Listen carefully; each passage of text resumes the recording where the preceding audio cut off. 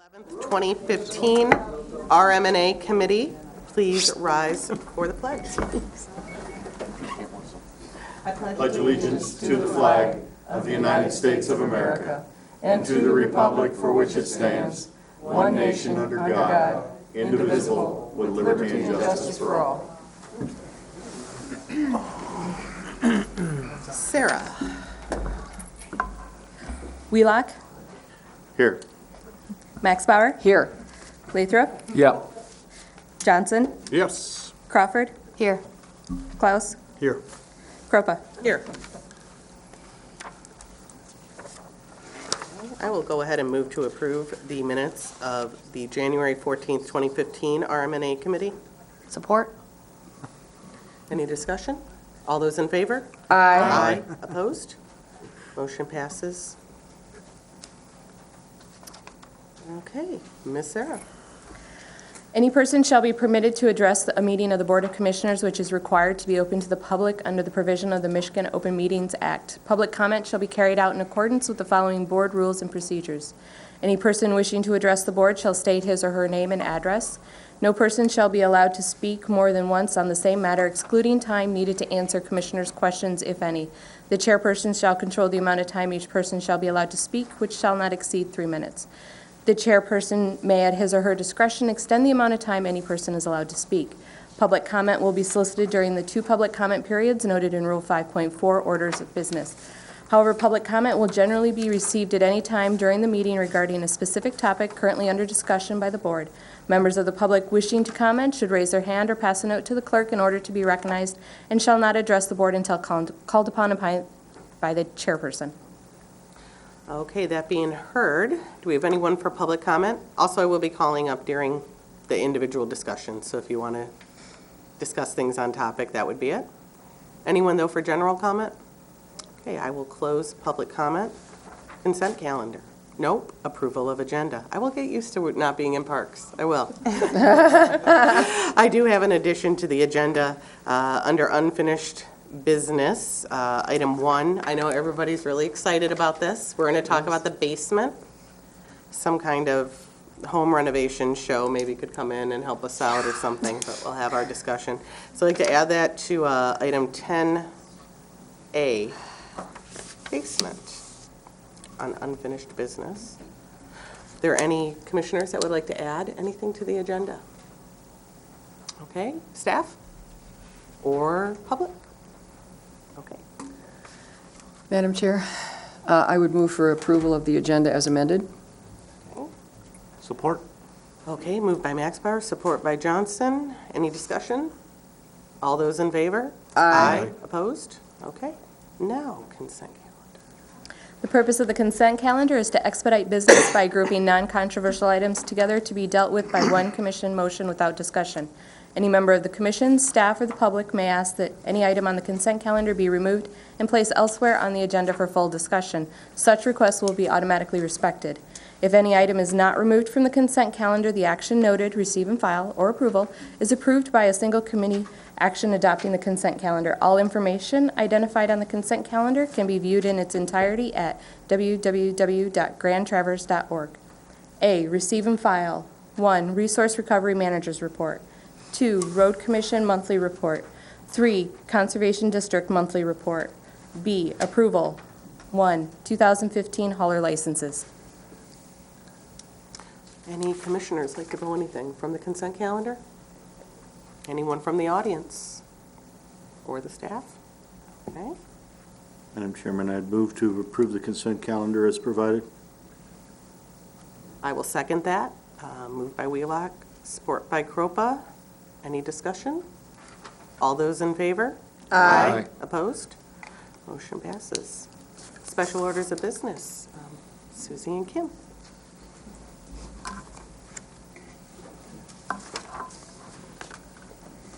Susie Shipman, the manager of the Resource Recovery Department.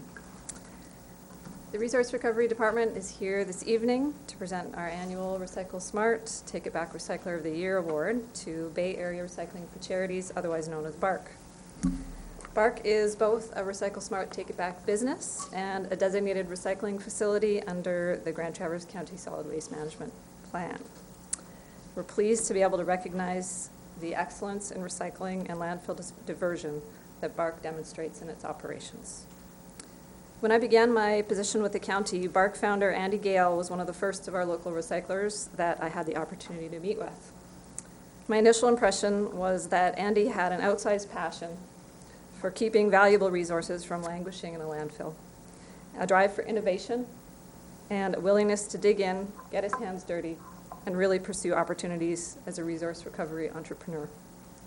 BARC is not only a successful business that provides local jobs in our community, but a charitable organization that gives back. And I understand that Andy has some lofty goals for the future, or rather, the end of waste. So I'll invite Kim Elliott, the department's Marketing and Education Specialist. He's going to tell us about what BARC has achieved. He's going to tell us a little more about the Take It Back program itself, and introduce Andy as the Recycler of the Year. And then we'd like to ask the committee chair, as well as the Board of Commissioners chair, to present this award on behalf of Grand Traverse County. Thank you. Thank you, Susie, and Commissioners, for having us here this evening and taking a few minutes of your time. I just wanted to give you a little bit of background on what is the Take It Back program, in case some of you might not know what exactly it is and how it started. The Take It Back program is a program that we developed in 2008 and introduced at the Home Builders Expo in February of 2008. I was at a booth that day, and we had 8 businesses roughly and 12 products. What it is local businesses that participate send us a form that say they're going to take the product back for reuse, recycling, or proper disposal. That program has grown to 63 businesses and over 100 products. This is listed on our website. For those who have internet access, they can click on the product. The name of the business will be on there, as well as their phone number, what they take back, and any additional information. We require that form for several reasons, and right now we're out there conducting surveys with the current businesses and looking for new opportunities to add to our website. But it's been a very successful program, and I'm proud to award this award each year to a willing participant. And they're all great participants, all the businesses that I've talked to so far. It's a great program for them. It's a great program for the county and its residents. I'd like to recognize the previous year winners as well. In the past, we've recognized Goodwill Industries, the Medicine Shop, the Prescription Shop, the Michigan Green Consortium, American Waste, and last year, Carter's Compost. So, Mr. Gale, the founder of Bay Area Recycling approximately 6 years ago, I had an opportunity to meet as well about 6 years ago when he came into my office, and I'll convey the same that Susie has already stated. He's very compassionate about what he does, and he's well deserving of this award this evening. Andy and his staff have taken products back that have been difficult to recycle. I'd like to name a few. Vegetable oil, used vegetable oil, BARC takes back. They recently purchased a business where they take back bed mattresses. They also take back just about anything that plugs into the wall, that plugs in electronically. Dehumidifiers, stereos, things like that, clock radios, difficult items like that, they take back. Andy's business has grown to 13 full-time employees, has 6 trucks, a dozen trailers, and the most recent acquisition is a semi-truck and trailer. So Andy has put his mind to what he wanted to do with this business and has shown.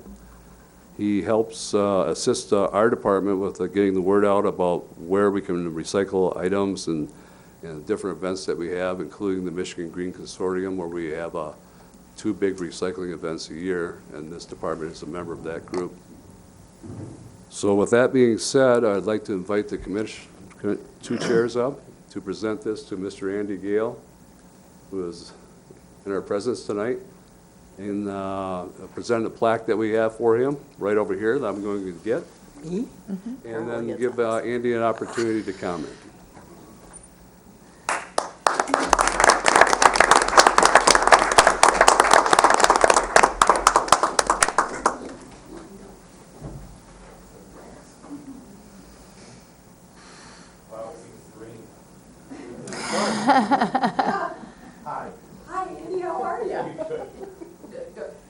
Oh, I'm sorry. Thank you so much. Thank you. There you go. Can we get a group smile? Yes. Looks like a mug shot to me. It does. A rose between two thorns, what can I say? Congratulations. Congratulations.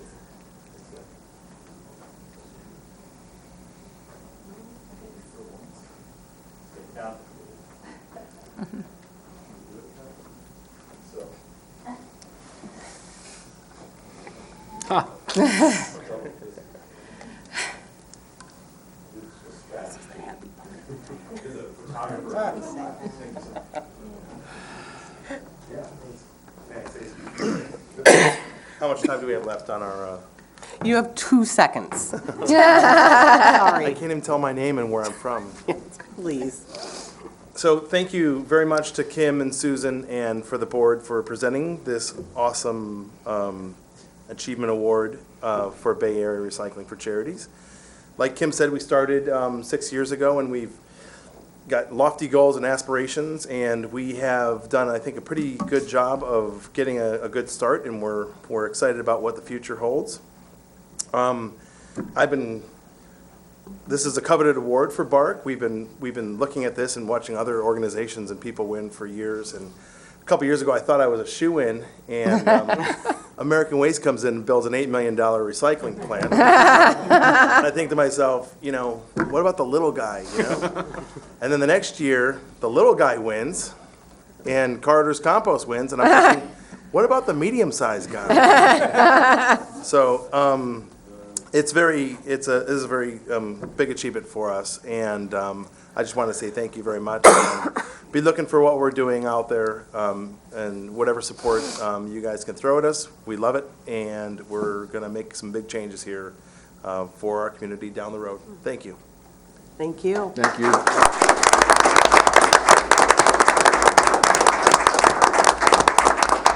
Madam Chairman, if I could make a comment, please. Yes, sir. As some of you may remember, about 3.5, 4 years ago, we undertook the task of rewriting the county's whole solid waste master plan.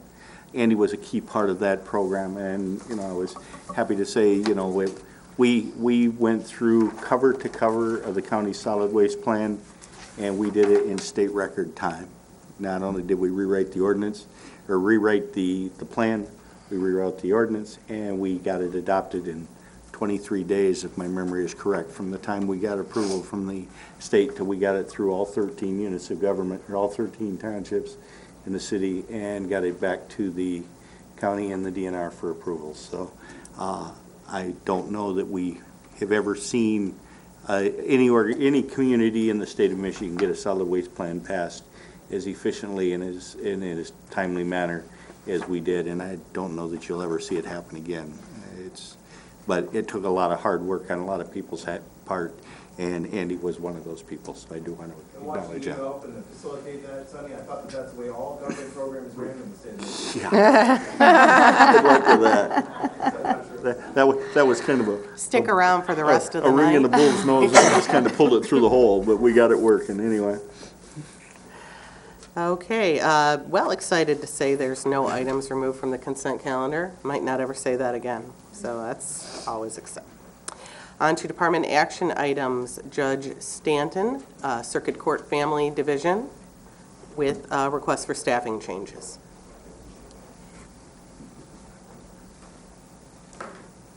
Good evening. I assume that everybody received a copy of the letter that we sent and the requests that what we're requesting. Essentially what happened is we had the State Court Administrator's Office come through. They took a look at us and are trying to help us streamline and become more efficient in our use of our personnel.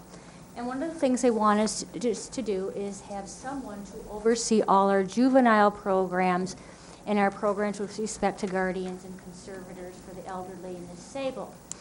And so what they have recommended was that one person would oversee this instead of piecemeal people always running up to me, which has been very difficult to make sure that there's been follow-through with programs, making sure that they're collecting all the necessary data that we need for our different programs. So I do agree with them. I think that everybody in our court agrees that this would be an excellent move for the court, for our system. Clearly, it's going to cost a little bit extra money. And I think the total to do this that we are asking today and requesting is $4,221. So that is what we are requesting for the changes. Additionally, Linda Fawcett, who is retired and was the Director of Volunteer Services, Lindsay will take her place as the coordinator. So she will be still there coordinating all those services. I'm Diane Conklin. I'm the Family Court Administrator. Actually, Lindsay would have an increase in her pay to a new level, but it would not be the same level as Linda was originally. It is a lower level than that. We aren't actually replacing Linda's position. We're bringing Lindsay up to a different position and would like to hire Linda's position at Programs Manager. And what we're thinking of is the person that we're looking at for that position, if we were able to hire that, would be a grant writer. So that person could look at all the programs we have and see what money's out there and available. Right now, we don't have anyone that's able to do that. And that's a key piece that we're looking at, is someone that could go after the grants that are available for our programs.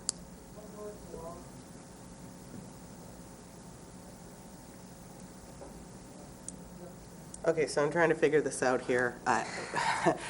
Linda is retiring, the gal that we met. Right, she's already retired. Right, and her job title is? Coordinator Volunteer Services. Okay. So when the state came through and was looking at efficiencies for it, for your department, they wanted to change that position No. and add additional duties onto it? No, they actually recommended that we hire a new person in addition to what we already had. But at that point, we didn't know Linda was retiring, so when Okay. she retired, we thought, this is a better route, a lot less money. We're just replacing Linda, a person for Linda per se, but at a different level. Right, because she'll be at a lower pay scale. Correct. But she'll be the coordinator of volunteer services? Lindsay will be? Lindsay will be a coordinator, but it's not the same position as Linda had. Linda was Coordinator Volunteer Services. Lindsay will be Volunteer Services Coordinator. In our staffing plan, that's what it's called. Chart. Yes. It all has to do with the pay level. So, rather than come to the board and ask for money for our programs manager, with some of the applicants that we had that applied for this job and their experience and their background, we thought that this would be a perfect opportunity to hire that person as a programs manager, proceed forward with that, and allow it to be incorporated into both positions. Someone else take a stab at this. I think Sunny was first, and then Okay, great. Dan. I'm still absorbing the the names. Judge, is of I- the- Do you the- have, we don't have, I wish we had an overhead.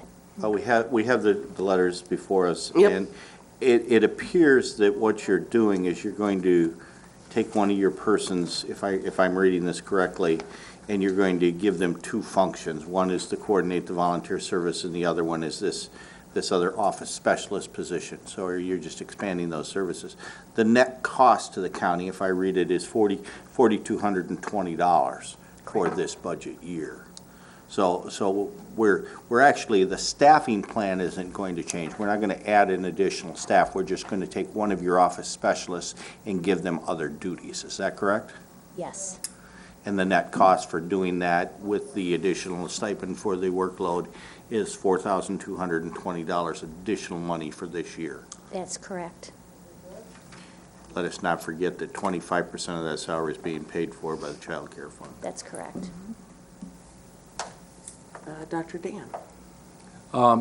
This was something that you were advised to do. Is it something you have to do? It was, it's a consultant, when the state administrator's office came in, they came in as consultants. When I first came to the bench, I asked them to come in to take a look at how we run, how efficient we are, and things that we need to change. And this is one of the things that they proposed that we change.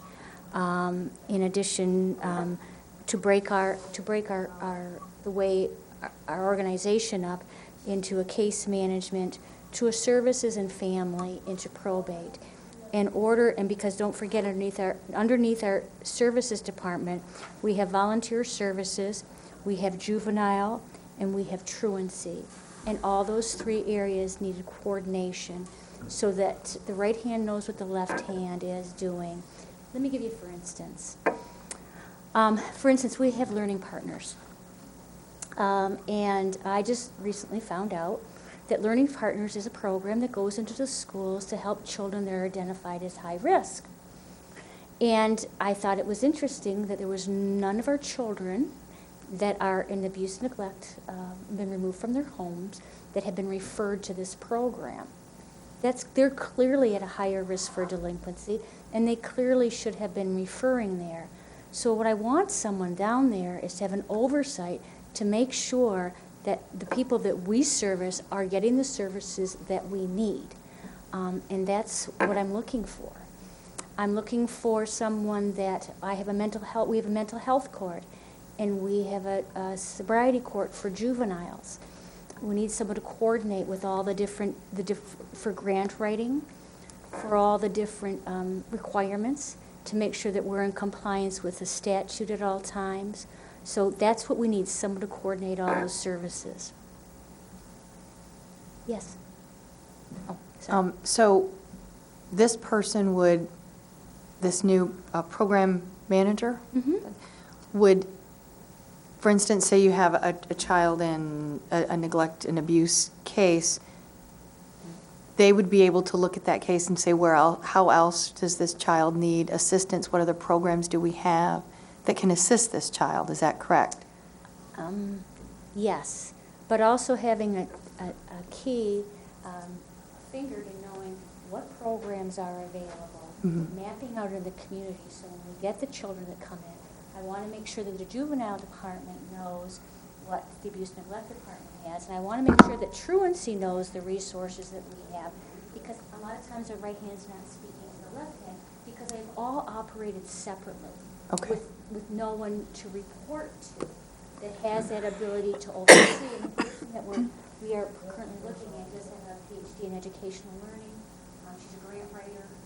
We think she'd be a wonderful asset to our court, and that is why we are here asking for that today. Yeah, I mean, you get one good grant and you've covered the cost of this, additional, so. Anything else at all?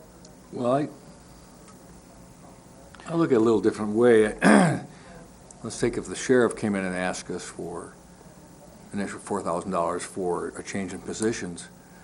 I would say you have a budget and you want to do this thing, can you do it with your budget? I mean, I'll ask you the same thing, Judge. This is a change you can make. Can you do it with your own budget without asking us for the money? No, that's why we're here asking for $4,000. Can't be done. And then what if you didn't do it? What if you just kept the way it was? Well, what we're going to have to do then is, if we don't get the okay for this, she will become in for the volunteer director, the volunteer services, and she'll be running that portion. And we're going to try to figure out a way to make it all so we can be cohesive. Okay, thank you. I wish I had a copy of it with me of the current organizational chart as it stands with respect to the court, who everybody reports to, and the new one that has been proposed. by scale, because I think it will outline the clear, distinct areas and how the reporting should go. You know, I get stopped 100 million times a day to ask, well, the truancy program is doing this, is this okay? And the drug court, you know, Judge, we're doing this, is this okay? Those should be fielded through somebody that has that clinical expertise to work with those kids and the knowledge to do that. And that's where we've been running into a lot of, you know, not problems, but issues. And I'd just like to coordinate. I would just like to add one thing too on the budget, for the general budget. Last year and the year before, I believe we spent either 97, 98% of our budget the last 2 years. The position being funded somewhat by the Child Care Fund, do you anticipate the additional pay would be roughly the same going forward? Or is this something, as we see sometime with outside funded positions, there's a substantial drop in the compensation?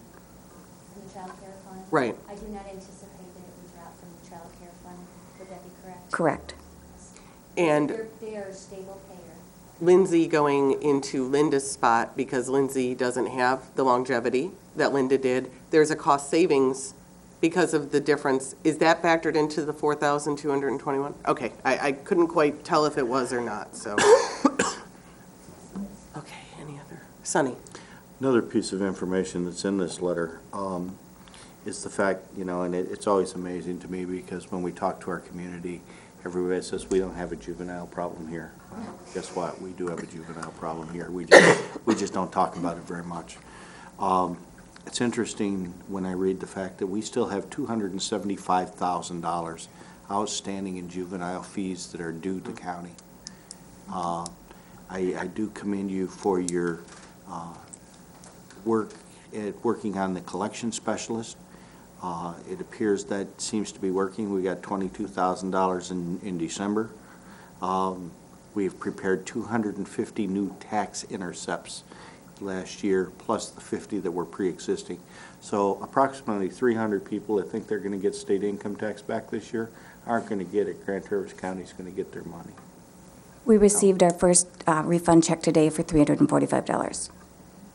No, so the point is 300 people that thought they were going to get state income tax checks back this year are not going to get them because Grand Traverse County is going to get their money.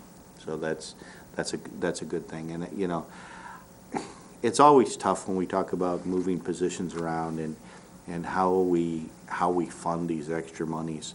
You know, we sit here and we talk about the fact that 70% of our budget goes to funding the sheriff and the courts. And there's not, you know, we've got a $47 million budget, but 70% of it goes to the sheriff and the courts. And, you know, we always try to figure out where we're going to cut money. But yet, when we look back and we talk about public safety and having that as a priority, how do you cut money from the sheriff and the courts? You know, I really would ask that you look very closely at your budget to try to find some money to at least put that back. You know, you talked about you spent 97% of your budget last year. Well, maybe next year you only spend 95% of it or 94% of it, and some of that money comes back to us. But I think it is important that we coordinate our juvenile services better.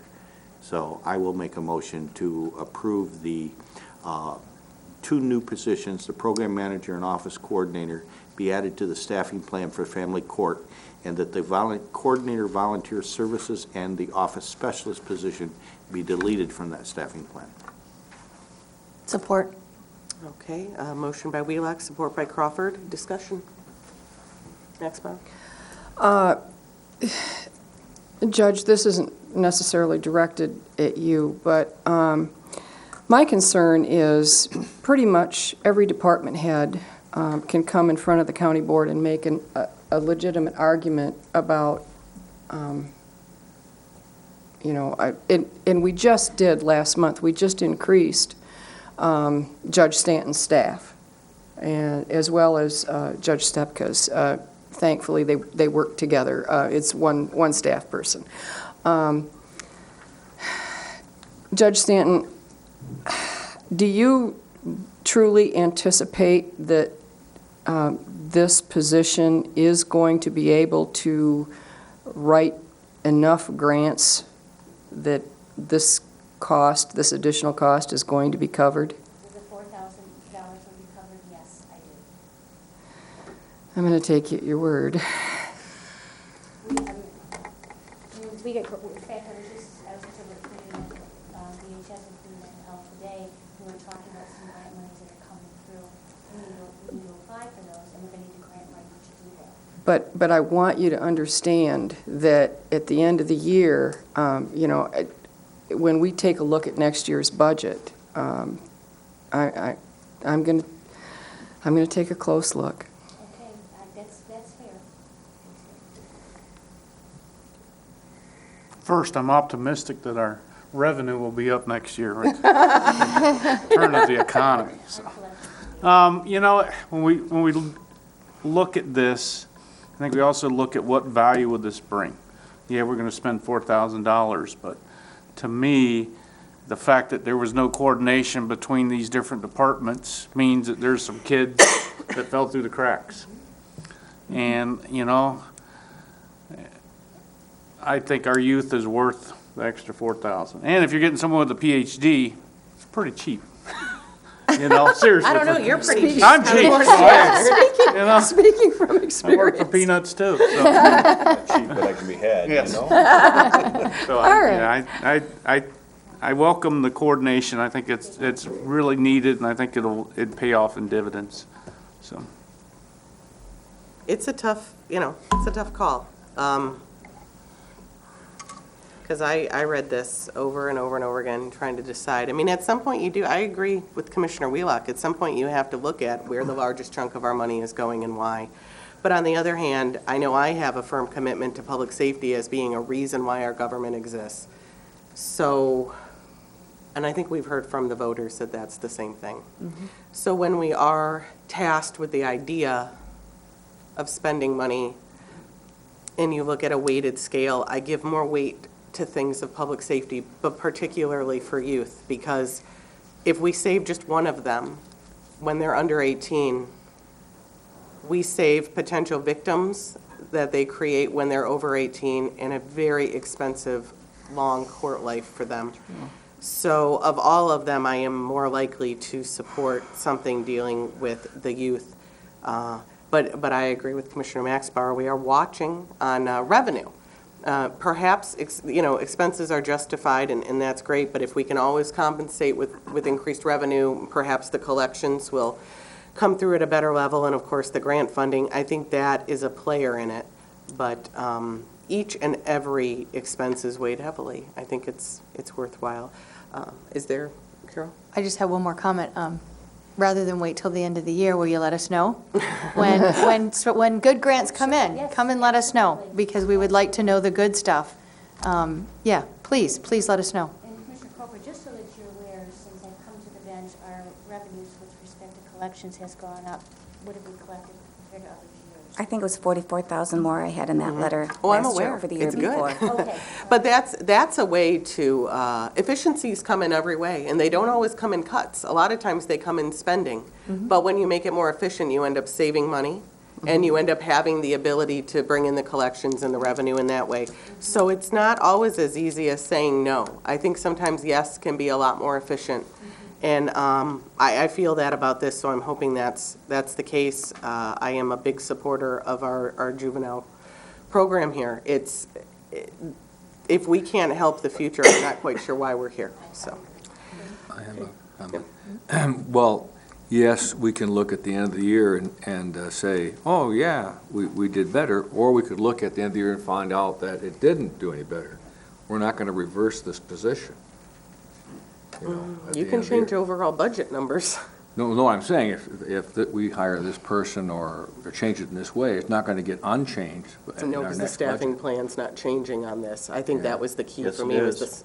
I thought No, the number of staff doesn't change, but the number of staff doesn't change. The staffing Right. plan changes. Right, but the number of staff on the plan does not change. But this decision will not be reversed next year. All right, I mean. Right. Okay, We so could cut. us looking and saying, well, Now, next year, if we don't see the grants come in, we don't see this making more money, we're gonna take this back. That's not happening. We could cut other things. True. Well, and just so you're aware, Dr. Lathrop, Commissioner Lathrop, I'm sorry, again, this was, in addition to Linda Fawcett's who retired, they wanted us to have a programs manager. They also want us to have an administrative manager, so that there is 3 different positions that they want us to hire. We're not asking for that, and that's recommended by scale. But you know, Judge, that's true of every department in this county. And so that's what bugs me, actually. I do agree with Dr. Lathrop on all of that. We weren't adding an additional person. I think that would have been a no-go, and I think you know that. That's why you weren't here. That's why we came with this modified plan. Of course I knew that. But there's gonna, obviously, as Commissioner Wheelock said, the budget is somewhere, and it's in the courts and the sheriff's department. So at some point, there's the discussion of that. My hope is that the additional $4,000 is not only covered by grants, but brings an efficiency that saves money, that creates a better overall look on the balance of the court's budget. That would be my hope. And Dan is right. What if it looks terrible at the end of the year? Where do we go? I don't know. I guess that's a decision to have. But there would have to be some sort of measure of efficiency, and that's a difficult thing to see. Other than, I would say a high amount of grants coming in would be a great way to show an efficiency of this. I can't think of any other measure of it other than that. Or a better coordination of juvenile services, because we do have some disjunct in that department. It's a leap of faith? Is that where I'm at here? Yes. Okay. Okay, is there any other discussion at all? Okay, roll call, please, Sarah. Max Bauer, Yes. Lathrop, Yes. Johnson, Yes. Crawford, Yes. Klaus, Yes.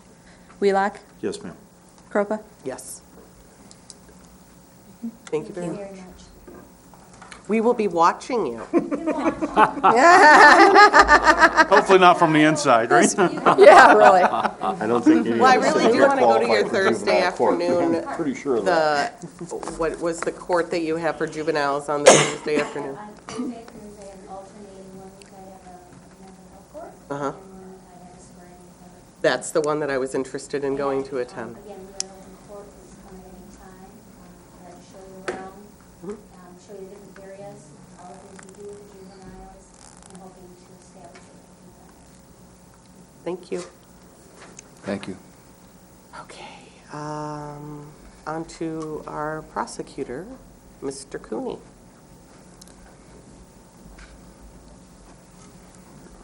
Good evening, Bob Cooney, prosecuting attorney. And my request is for a new position called Senior Program Counselor. And the person in this position is Denise Schmuckel. You might have recalled signing a letter recently commending her on 25 years of service.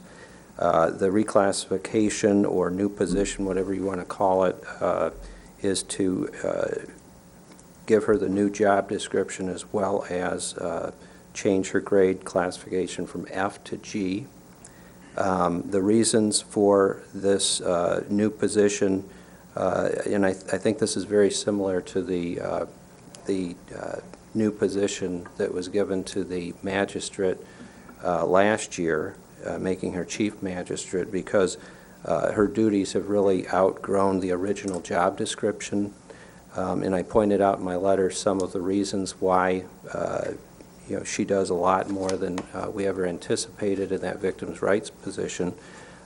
Denise started when the Victims' Rights Act had just begun in Michigan, and so she's seen the entire program from start to where it is today.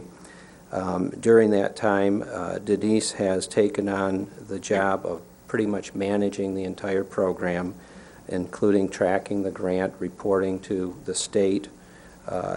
She trains police officers in crime victims' rights. both new officers, and she does annual updates. And she now is supervising the part-time victims advocate that we hired last year, thanks to the board agreeing to let me hire a part-time advocate. That was based on an increase in our grant funding for the program from $60,000 approximately to $95,000. And so we're using grant money to do that. There are a lot of intangibles with Ms. Schmuckel, her having 25 years of experience. One of the things I'd ask you to think about is that this new position, which we started at a step 3, and the reason for that is because the person has significant counseling experience. She has a master's degree in social work, very good addition to the office, but in 3 years' time, she will be at the same level as an employee who has 28 years of experience, and at the request of the Prosecuting Attorneys Association, trains victims advocates, new victim advocates from other counties. Denise is someone who is on call for law enforcement to go out to the scenes of, for example, a homicide or a crash in which someone has been seriously injured or killed. Her job there is to take care of the victim so that law enforcement can do their job.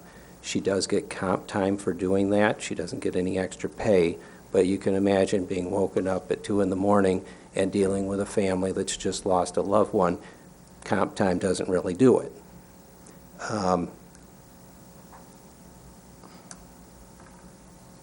The way that this adds up, it's about a $2,000 increase in 2015, about another $2,000 increase in 2016. It's not a lot of money, but I think it means a lot considering the experience that she has, the added job duties that she's taken on, job duties above and beyond what the part-time position has. I think it's also significant that when the Siegel study was done, I hate to bring up that word, but that her job description is almost identical to the case manager position, which is a classification G. And so it's difficult to figure out why she wouldn't be making the same salary as someone in a case manager position.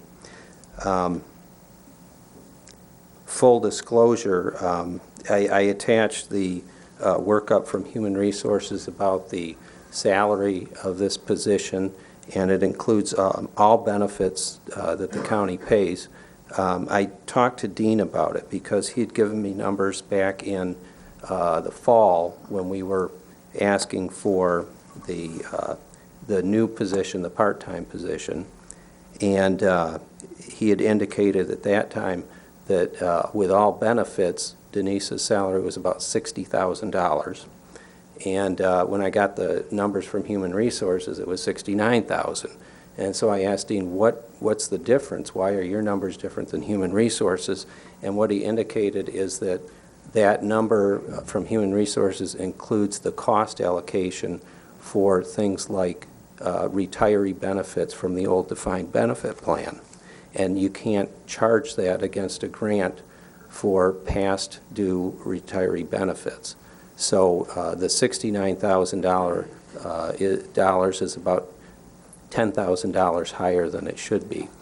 I asked Dean, looking at the new position that we just hired and Denise Schmuckel's position, does that come within the amount of our grant? And he indicated that it did. And so you will actually be saving money over last year, because last year the county paid out about $1,400 towards the crime victims' rights advocate position. That's the amount that was actually expended for Denise minus the amount of the grant. This year we will not spend quite all of the money for the grant.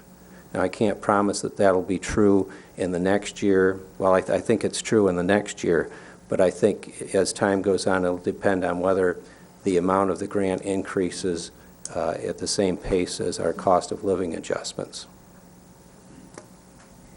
I would also like to indicate that last year our office dealt with almost 900 crime victims. Those are victims that range anywhere from a domestic violence or an assault victim to someone who was raped, the victim of a child criminal sexual conduct, and family members of people deceased in automobile accidents because of a drunk or drug driver. It's my goal to have a very professional, responsive victims advocate program, and that's what I hope you want also. And I think this helps to support that. So my recommendation is for approval of a senior program counselor position effective March 1st. I would like to make a motion, and then and if it is supported, I would like to comment. I would like to make a motion to recommend that Ms. Schmuckel's classification go from program counselor grade F to senior program counselor grade G effective March 1st, 2015. I'll second it. Okay. Motion by Maxmeyer, support by Lathrop. Discussion?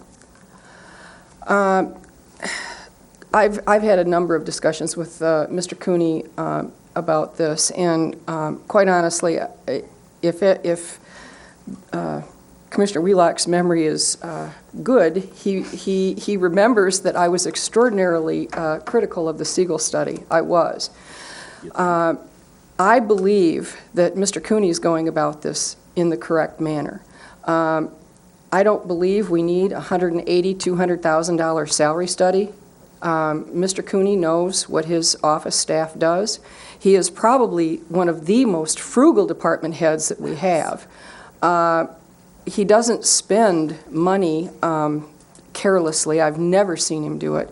And he is probably one of the most, well, again, most fiscally responsible people I know that works for Grand Traverse County. That having been said, I agree with the process that he's going through. I agree with his recommendation. And this is a grant-funded position, so I completely support Mr. Cooney in this. Well, for other reasons, I know that Bob's a great penny pincher. And so when he comes here and asks for some extra money, I believe in him. I'll be supporting it. I mean no disrespect, I mean that respectfully. Thank you. You handle your department very well, and I believe in your efforts. Sonny? This is the reminder that I have to make is that this change is to the staffing plan. You need to take out the individual who's sitting in that seat when you have this discussion. Yeah. I, along with pretty much everyone else in this room that has any idea whatsoever, cannot say enough good things about the job that Denise Schmuckel has done in that position for 25 years. I even had the opportunity to work with her myself a few years ago when a young man stole one of my company trucks and smashed it and brought it back in order to file the right paperwork to be reimbursed for at least the damages that the insurance company didn't pay. But when we talk about this staffing plan, we need to remember that we're not talking about a person with 25 years of experience. We're talking about a staffing plan change that affects the position. Mm-hmm. And Denise has worked there 25 years. She now oversees a part-time employee that we all approved in what, October? November. November, close. And, and I understand that.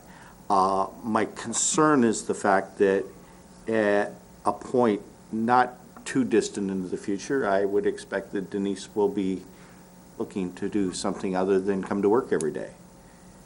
And once we make this change, we don't have the resources by which to change that salary, roll that salary back, other than the fact a new person will come in, they'll still come in at a G, only they'll be at step 1 instead of step 3.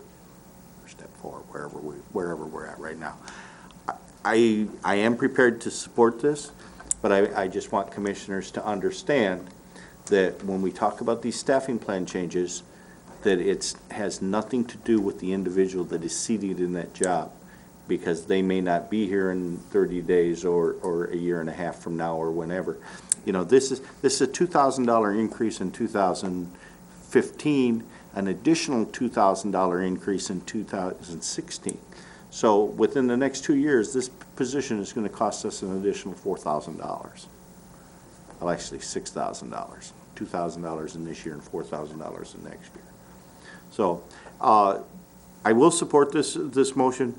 I just want to remind everyone that when we talk about staffing plans, we have to talk about the staffing plan and not get wrapped up in the idea of what a wonderful job the person that's in that seat does.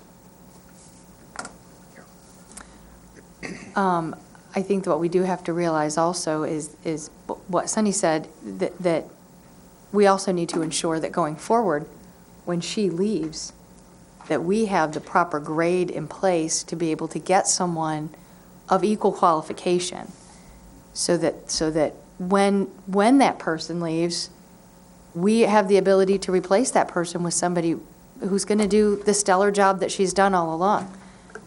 So I think that it is important to keep pace with the job that person's doing. To get someone in to do that exact same job does cost this amount of money at that pay grade. I can tell you that historically, anytime we lose supervisors for one reason or another, we end up paying their replacement more money than we were paying them when they left, in order to get someone qualified to do the job. I think that in this case, unfortunately, as our county grows, the amount of victims has grown. So what was maybe good enough when Denise started is not good enough. And I think that Mr. Cooney is right. We all want to have the best victims advocacy program that we have. Why else do we spend government money?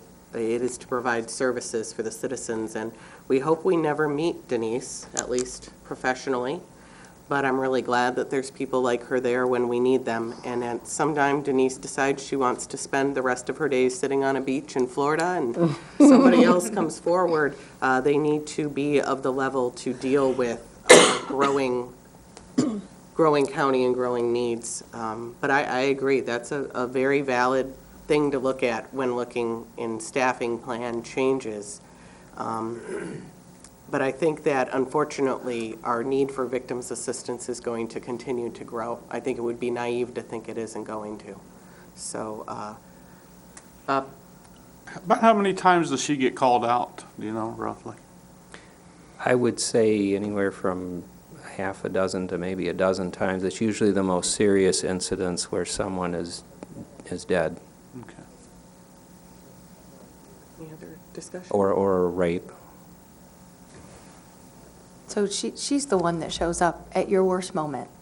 She's the true hero of the situation, because she's the one that shows up and says it's going to be okay. People she deals with, a lot of times it's one of the worst experiences of their lives. And frankly, I'm surprised that we've got the caliber of people we do, both Denise and the person I hired, Nikki, for the money that we're paying. And if you look at what victims advocates in other counties of similar size are making, we're not keeping up. So. That's true. Okay. Anything else? We'll have a roll call, please, Sarah. Lathrop, Yes. Johnson, Yes. Crawford, Yes. Klaus, Yes. Wheelock, Yes, ma'am. Max Bauer, Yes. Kropa. Yes. Thank you. Thank you. Thank you. you, Bob. Okay, on to administration, the Parks and Recreation Commission vacancy. We did have a resignation on the Parks Board at our January meeting, and it was advertised, and applications have been received. So we are at the point where we're going to meet and interview the applicants and select one to make a, oh my gosh, I'm losing the word. Be appointed on the committee. A recommendation. Thank you, Bob. This is how I know we hang out together too PhD much. comes in handy, doesn't it? He's finishing my sentences, that's not good. Recommendation to the full board I am going to ask that Commissioner Maxbauer and Commissioner Johnson, along with myself, comprise the Parks Ad Hoc Committee. Commissioner Maxbauer is our Board of Commissioners rep on that commission, and Commissioner Johnson, through his work with American Legion, has had a lot of experience with the Parks Board. So if you two agree, I would like to go ahead and appoint us as the ad hoc committee for that. Do we need a motion to do that? I don't think so. No. Okay, on to administration 2. Dave. You have an administrative report in your, I think you have it now, in your packet. A few things happened this past few weeks. I had my meeting with the township supervisors and village managers on February 5th to discuss contracts for sheriff's deputies to serve those communities. As you may know,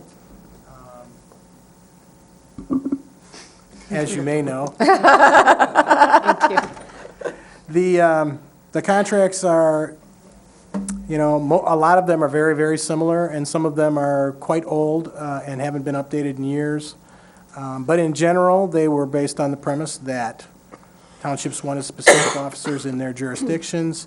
We, you know, provide them with the car and the guns and the badges and the uniforms, and they were to pay the direct costs. They haven't been paying the direct costs.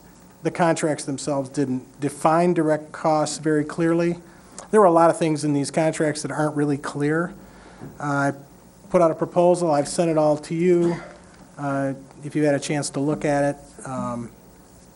Right now, the budget has a 5% increase. It doesn't bring it up to the average cost per officer. My meeting with the township folks and the village folks did not result in any resolution. I did propose a compromise at that meeting to provide some certainty using the average cost per officer, because they're, you know, right now they may have a very long-term officer in one place and maybe a new officer in another. Generally, they don't get the complete rookies, but they may get younger, and they may have long-standing officers. So the average makes a lot of sense to me. I propose that we cap the increase because they're very concerned about the 5% increase. I propose we cap the increase at 3% for 2015, as well as going forward, and make the maximum, you know, if it goes up by 3%, until it reaches the average cost per officer, and then it would not increase any more than the average cost per officer would be the maximum. And that would be what we'd set up in the budget. No liability or unaccrued, unfunded liabilities for our legacy costs for our retirees would be included in that. And that's where we stand, other than the article in the newspaper the other day that there's another proposal out there that I haven't seen. There's an agreement with the city police right now that I'm talking with the city about on records, central records. Our central records department services both the sheriff and the city police. I've put in this this basically is a, you know, they have 2/3 of the staff, or we have 2/3 of the staff, and they have about 1/3. The agreement that we had in place for years was based on population, which doesn't make sense to me. I'm proposing that we base it on who's being serviced. That would result in a substantial increase to the city. And we're also in discussions on lease agreements for Woodmere and West Front Street. We just had a market rent analysis done on both buildings. Cost per square foot is about $3.50 more for the Woodmere facility. Will result in the city having to pay a little bit more for rent for that property, because right now it's pretty much a net. I'm just entering into those negotiations with the city. They are making arguments, much like the townships have made about paying taxes, county taxes. But these are additional services. I mean, I reject those arguments myself because we are providing 24 county patrol officers, and, you know, those are 24 county officers. All the 19 additional officers are township officers, and our force is 24. The extras that are township officers are for townships. So, and the same thing with the city's agreement. We have, you know, 2/3 of the staff using that, and they have 1/3 of the staff using that. And I would think that that would be the proper way to divide up the cost of that work. And if you know, talk about trying to use the fact of the matter is if we didn't do the contract with the city for Central Records, we could cut our budget by $300,000. So, But and they're the paying city would have to do their 17%, own. not 33%. So, I mean, the reality is, if you want to use county dollars to subsidize city services or subsidize township services, you're the Board of Commissioners, you were elected by the people to represent the county. So, whatever you want to do is the right thing. I think you might need to explain too, for maybe, I found out about that because I sit on the Central Dispatch Board, but I don't think that everybody might be up to speed on what you mean by the Central Records agreement with the city police. Well, Central Records is, you know, they type reports, they do FOIA things, they greet the public when they walk into the Woodmere Law Enforcement Center, they answer the telephones, they do all those clerical things for the law enforcement personnel and the command staff. So when you take that, you take all the people that are being serviced by that department, that group called Central Records, those 11 people, I believe.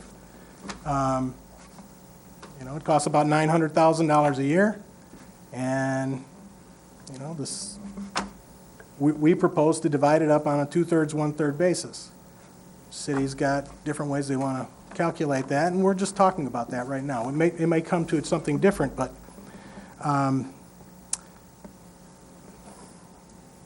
negotiations are, you know, I'm gonna negotiate from a position of this is what's best for the county. If the board wants to tell me what that interest is before I get too far in these negotiations, that would be very helpful. Because, you know, once you make a deal, and then they go around you and get a different deal, that's a bad message. So when you go into the building, they're all county employees. Is it logistically possible for the city to have administrative staff there, Central Record staff, or is that, you know, then you end up with two bubbles of people, but I know the records are real important to be, that's the reason why we share a building with the city police. Yeah, I mean, is it's a because great program. They collaborate, but everyone that does records is a county employee. So could the city even have their staff there doing that? I mean, isn't it They would have to kind of- hire staff. They would have to hire staff. I don't mean that, I just mean logistically. Isn't it better to have your central record staff doing both city and county combined? Because so many of the cases Well, combine. it's been working. It's not that the service doesn't work. Right. We're just looking at the way it's been done in the past, and we say, this doesn't make sense to us. Now, the city's gonna have arguments about, well, we pay county taxes, and we have a city police department. And they're gonna make that argument. And but that goes back to the township police officer argument, too, you know? I mean, the study that was done in 2010 said the city ought to get rid of its police department and contract with the county. It'd be a heck of a deal, and you'd save over $1 million. So, you know, I'm just negotiating these deals, and they're very politically sensitive. And I don't want to make anybody angry, but I'm going to look out for the county's best interests. I'm going to advocate for the county's position. If I'm not articulating the county's position properly, I need to know it from this board. Okay, Bob and then Carol. Sorry, I was thinking for a moment. I'll fire the first shot. No, I support it 100%. You know, I know this is going to aggravate some people here in the city, but when you see things like a $9 million pier, to tell me they can't pay some additional, what's fair and equitable, I support you to go for it, so. Carol? I think the way to approach it, if you're looking for how to approach that, when we are offering the community police officers, we're offering an economy of scale. Right. We have the ability to buy the cars in bulk, to furnish the officers, and if Acme Township or East Bay Township wanted to do that, it would be tremendously expensive for them to do that on their own, have 2 or 3 officers or whatever. The coverage isn't going to be there, and we're able to do that for them, and so they contribute toward that. If we're offering the city an economy of scale, so they don't have to have the computers, they don't have to have the staff, I think that it's a tremendous value to them. And if we pulled out and said, we're not going to do that, look at what they have to do, and we already have that in place. Yeah, I don't think we want to do that, right? No, and I don't think they want to do that either, but they also need to contribute toward those costs The question with is some what's sort fair. of, with some sort of fair formula. Absolutely.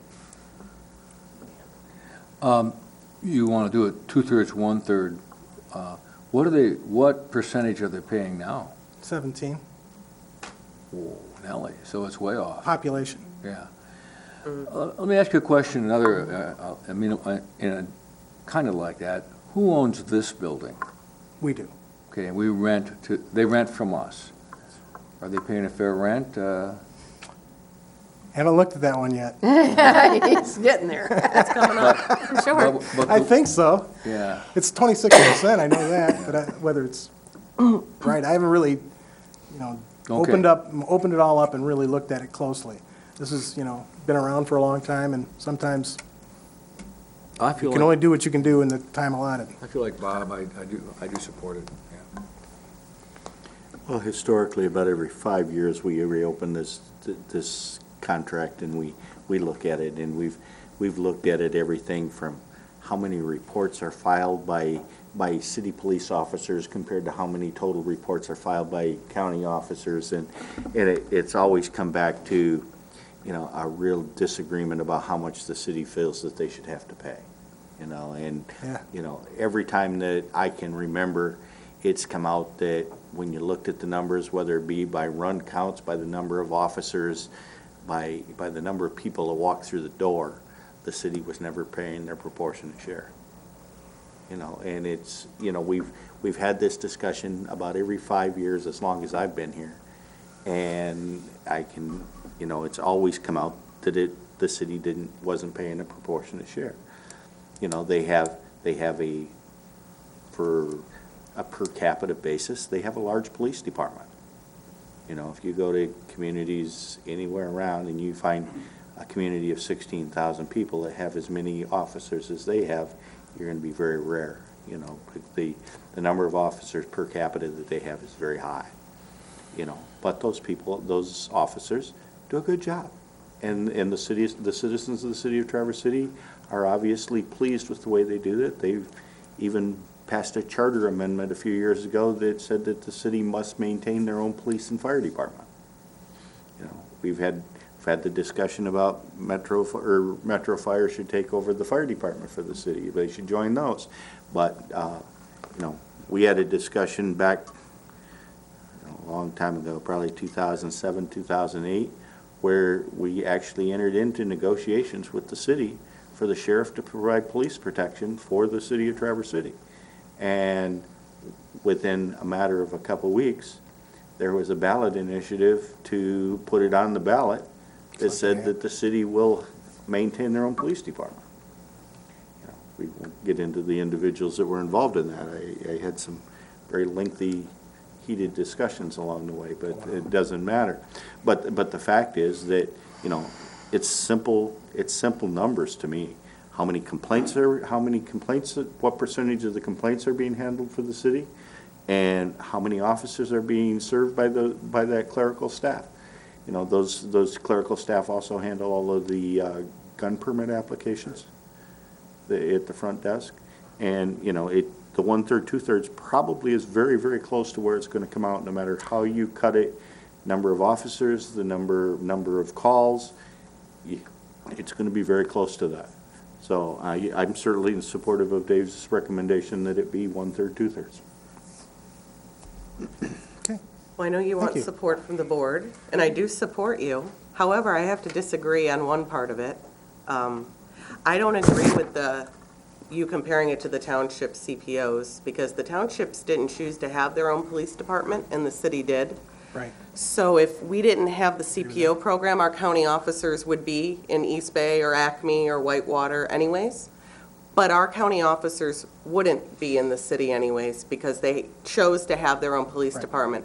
So I don't want to have I don't want, because I'm going to go forward and support a contract that hopefully comes forward for the CPOs that I feel is not exact cost, because I feel that that's not what I want to see for I'm that. not suggesting that it be But for the full city, cost. exact costs make sense to me, because they have chosen to have a city police department. So I think there is a little bit of a difference in the two, Yeah. in how you approach it, and I want you to have clear direction from a board. I don't want to say one thing for the CPOs and another thing for central records. I believe they're really different Well, situations. I want to clarify that we haven't suggested that full cost be charged to townships. We've suggested direct costs be charged to townships. I understand that. What we've suggested is that we define direct costs as the average cost per officer, excluding legacy costs. And, and then as far as, compromise, I was saying, well, we can reduce the number and cap it at 3% a year and just wait until the day that we get to average cost per officer, and then it'll be capped at that. And if the cost goes down, it'll go down. But not up to full cost. The county, I got a clear message from the board, and I've been negotiating on that basis, that we pay for a portion of that. We pay for the, guns, we pay for the, the light bars and the cars and all that. And that's part of our cooperative arrangement with them. I have no problem with that. Okay. I just wanted to make sure I was clear Yeah, that but when I say I what I was support saying, it, what I was saying was that it's an extra service. It's an extra level of service that you wanted, not we wanted. They're not our officers. They're not subsidizing our officers. We have a cooperative arrangement for their officers. And if they want to get rid of their officers, that's fine. We got 24 officers. We've had 24 since the day this program started. And we're going to, or maybe we had less than that. But we have 24 county-paid deputies. And that's probably a reasonable number of deputies to have on the road in a county our size. It's pretty close to what everybody else per capita has for their out-county. I'm not saying that we shouldn't have those officers. I'm saying that they are extra. They're an extra service. Just like the city records agreement, we have extra people on staff to service the city. And if the city doesn't want that, we can cut our staff back to the number that we need for our operation. So it's extra. It's not, just we're trying to put, if it was in the box across the street and that's where the central records people were, they'd have to pay 1/3 and we'd have to pay 2/3. That's the way it'd be. I have another comment. And I don't think that we should be subsidizing the city in any way. It should be, if we are providing a service that they can contract for us to provide to them, they should pay it. It should be what it costs. There's no reason to subsidize it in any way at all. They chose to have a police department. Uh-oh. The city lady would like to talk. Here she goes. A city girl.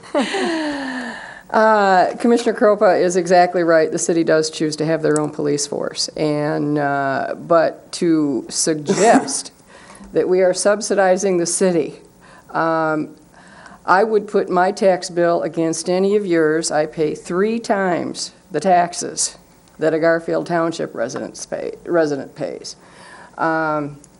We are not subsidizing the city of Traverse City. I do agree, the city chooses to have their own police force. That is their choice. But please do not suggest that we are subsidizing the city. We are not. They are a very large contributor to the county coffers. Well, I didn't want to add an agenda item, but I do have a couple other things I want to go over. Do you want to go? Do you feel you got your clear direction? I did. That's Okay, what's then. important. Okay. Okay, the COAM sergeants and Teamsters Command officers settled their labor contracts. The POAM deputies are still, we have a tentative agreement with them. They're scheduled to go before, for a ratification vote next Wednesday. And hopefully we'll have something for you next Wednesday night. The IT department's been actively engaged with the website committee and county offices to put together a new website, and it's going swimmingly. It's basically going to be mobile enabled and all that. They are getting very close to selecting one of the last two vendors that they've interviewed.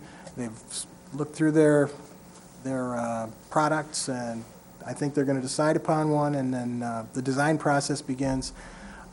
They're very impressed with the content on our website because we've been working on it for quite some time now. And I just got to throw a great compliment out to that website committee because they did the task, and it's really a website that's filled with content, and they're getting excited about putting this together and making it a showcase. So I just wanted to touch on that, and I also wanted to mention Homestretch was awarded $383,440. As you know, we took over Homestretch duties a little while ago to start Phase 1 of the Depot neighborhood in Traverse City. And the current plan is to have Homestretch build 11 residential units. And they just had a strategic planning session to try and improve their operations. So John Syke has been doing a fantastic job trying to navigate this for the last 6 months or so, and it's coming together. That grant is a big sign that things are working. We would note that grant was awarded to them previously, but it expired before they started work, and MSHDA would not reissue the grant to Homestretch because they didn't feel they had the proper administrative skills to handle it. Grand Traverse County took over that administrative skills on their behalf, reapplied to MSHDA, and was awarded the contract. And finally, I know this is a 9-page report, but somewhere near the end there, Pete Bruschi is going to be retiring on February 27th. I thought you might want to know that, too. Okay. On to unfinished business. The item added the basement. So I know. It's like Dick Thomas with the cat licenses. I'm going to be at the basement. We have a 4-story building, and we only use 3 of the floors. And we are paying to have departments of ours housed other places. So I would ideally like to see us house a county department of some sort in our basement. If for whatever reason that isn't capable, I'd at least like to look into the idea of leasing it to bring in some revenue to offset the costs of off-campus housing for a department. It just seems silly to me that it's sitting there empty. We're heating it, and there's electricity and all of that. And I know it's been talked about in the past. I'm well aware of that. But, maybe it'll stick this time, because I think it's kind of bad. We have an empty basement in our county. And it's not really a basement, FYI, it's a walkout with a lovely view of the river. It's not, there's an egress window. No, really, it's not like shoving people in the basement. So anyways, take a walk down there. It's nice. Sunny and then Christine.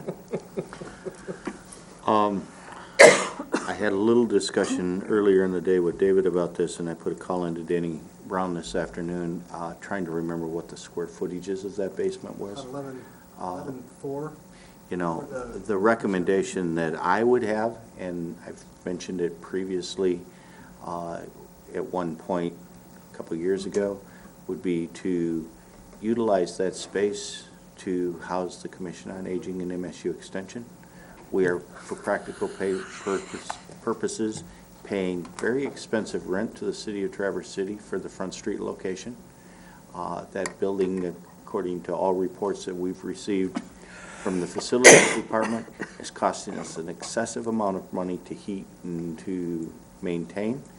The windows do not seal very well, and a number of other issues. The parking is not adequate. The handicap parking and handicap access to that building is not good. I would seriously like us to consider the possibility of moving Commission on Aging and MSU Extension into the basement of this building.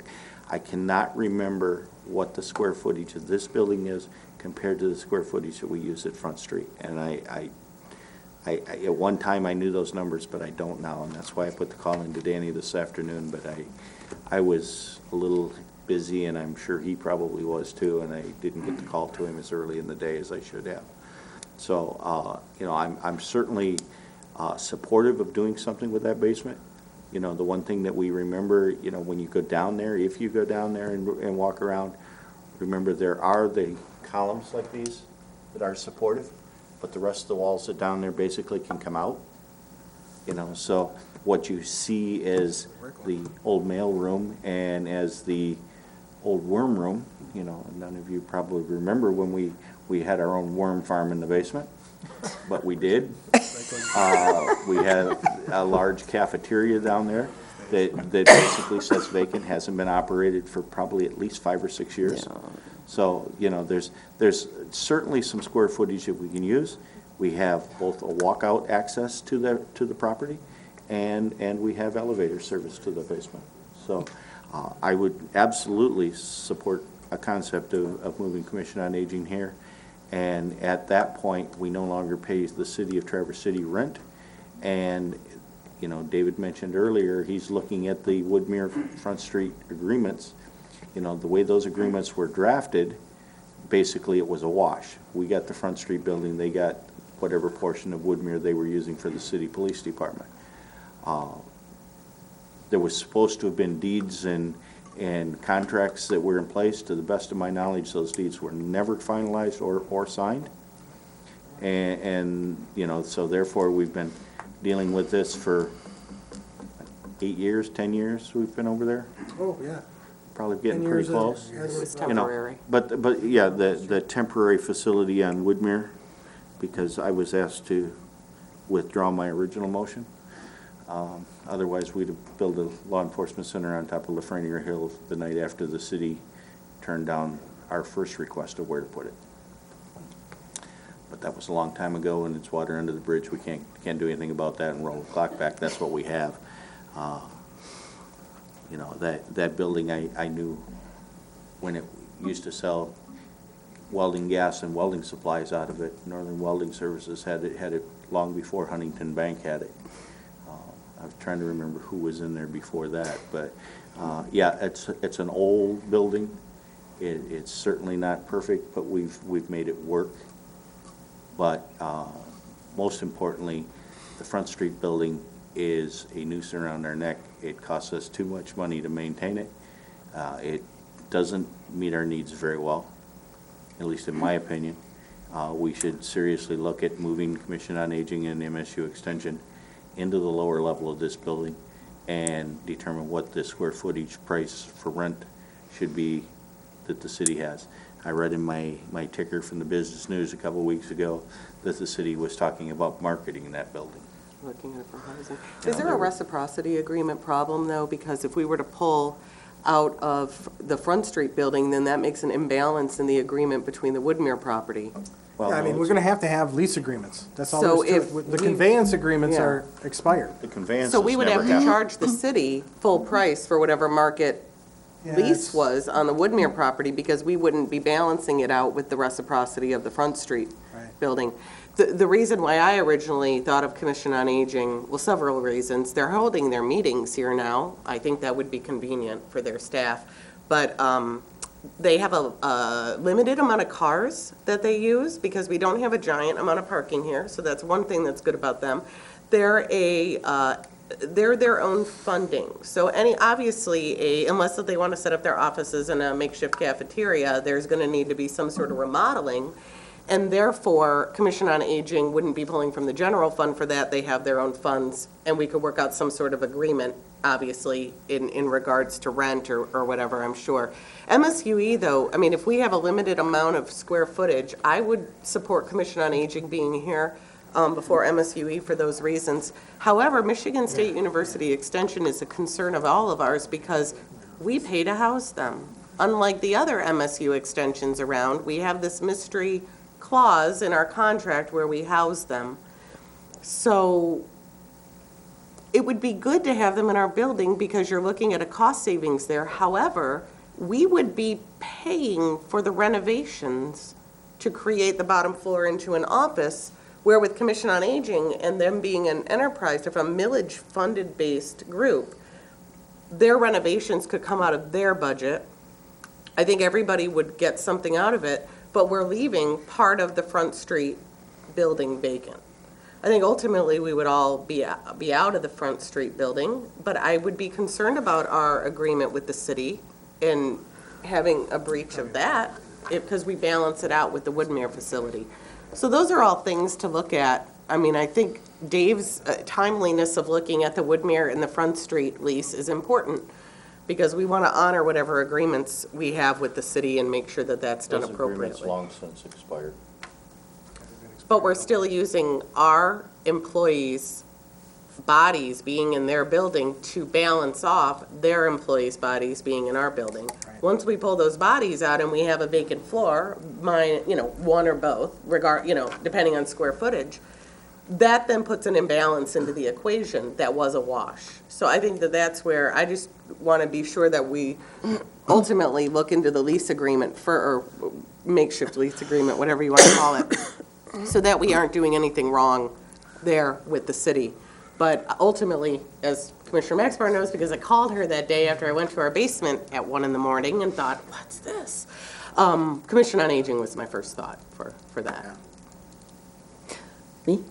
I also support, as Dave knows, Commission on Aging moving over into this building.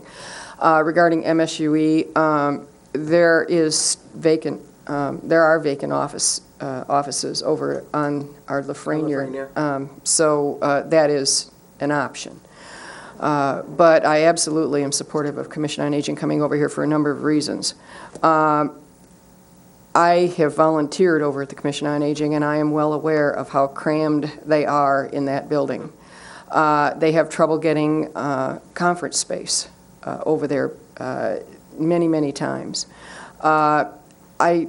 It seems to me that West Front Street is in the process of undergoing some type of renovation, and when that occurs, that driveway of that building is going to probably, and I don't know this for sure, probably be modified to where there's only one entrance and exit.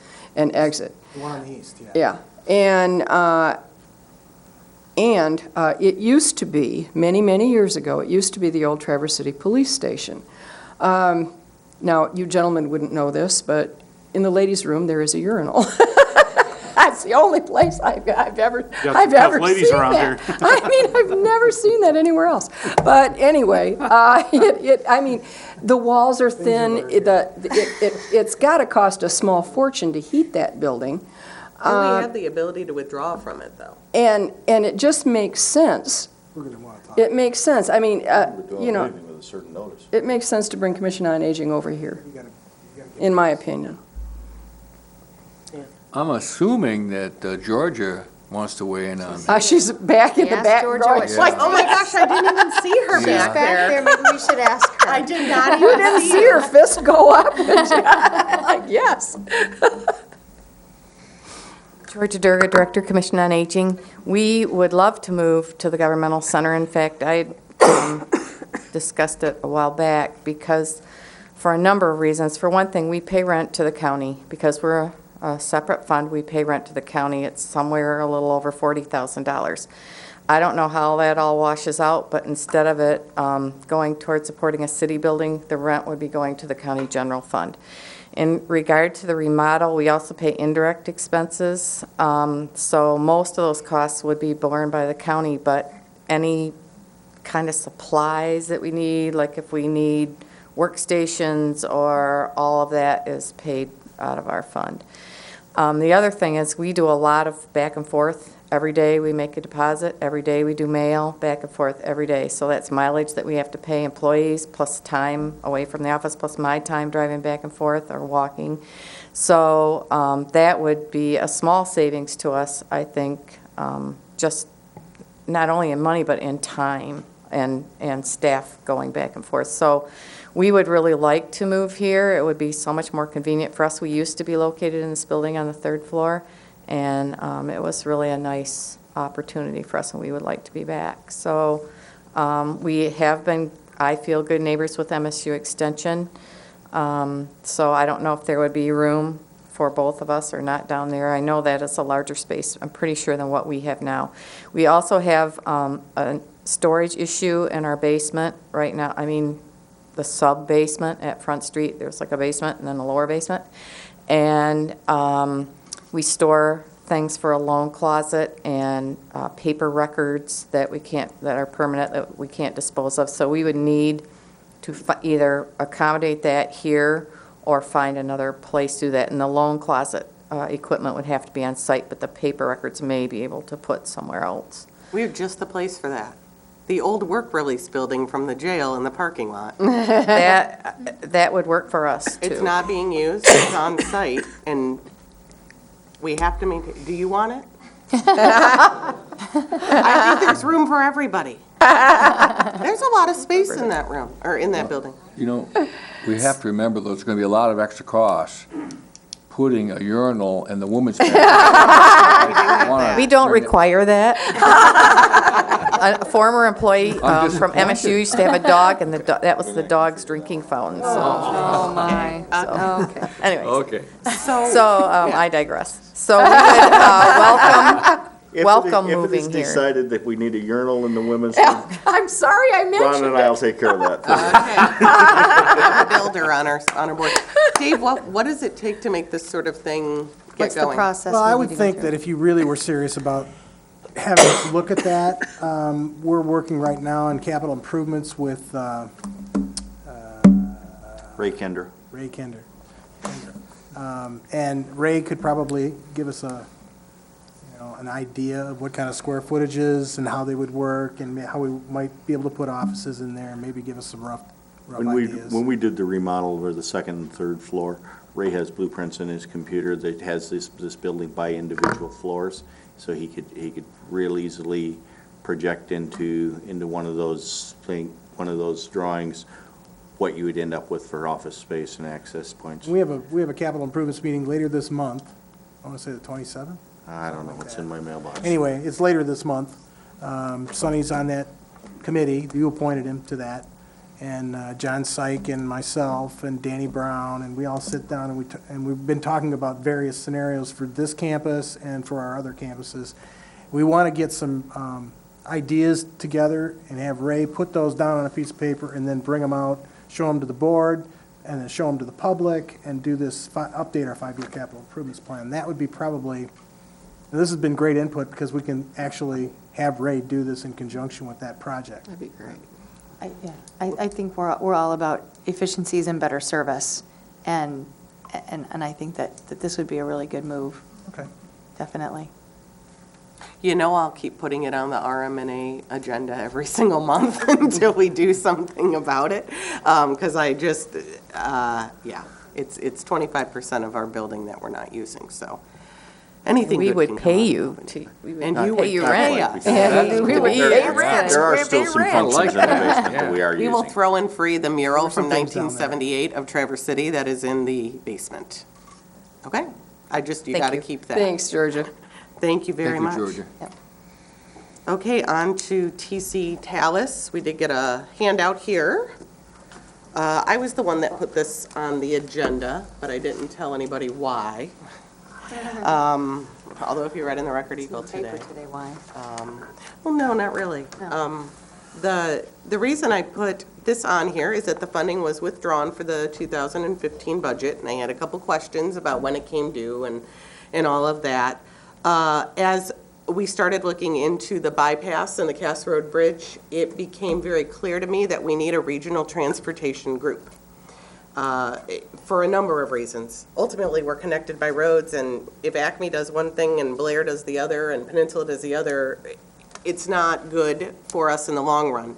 TC Talus is serving right now as our regional transportation group. It serves a purpose right now as a funneling for the TIP, let's see if I can do it, Transportation Information Plan? Improvement Plan. The I gets me every time.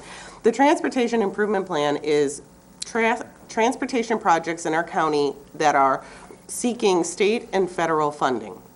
And they filter through TC Talus to the appropriate place. So it's not a secret I'm interested in looking at a bypass. I think our board was pretty loud and clear that they were interested in looking at that.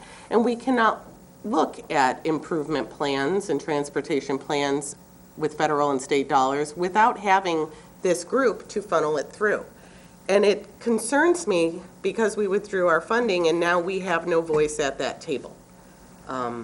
However, I will say, I support the withdrawal of the funding by both the Road Commission and the county from TC Talus, because as it functions right now, I don't believe that it's serving our community the way that it could.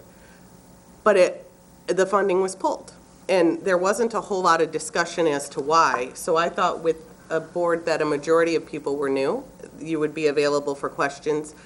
And my goal in talking especially with John Syke and his views on this is that together we can come forward and create a regional transportation group that is useful, because we will need it to look at ideas with federal and state funding, and I believe the county should have a voice in that and a vote.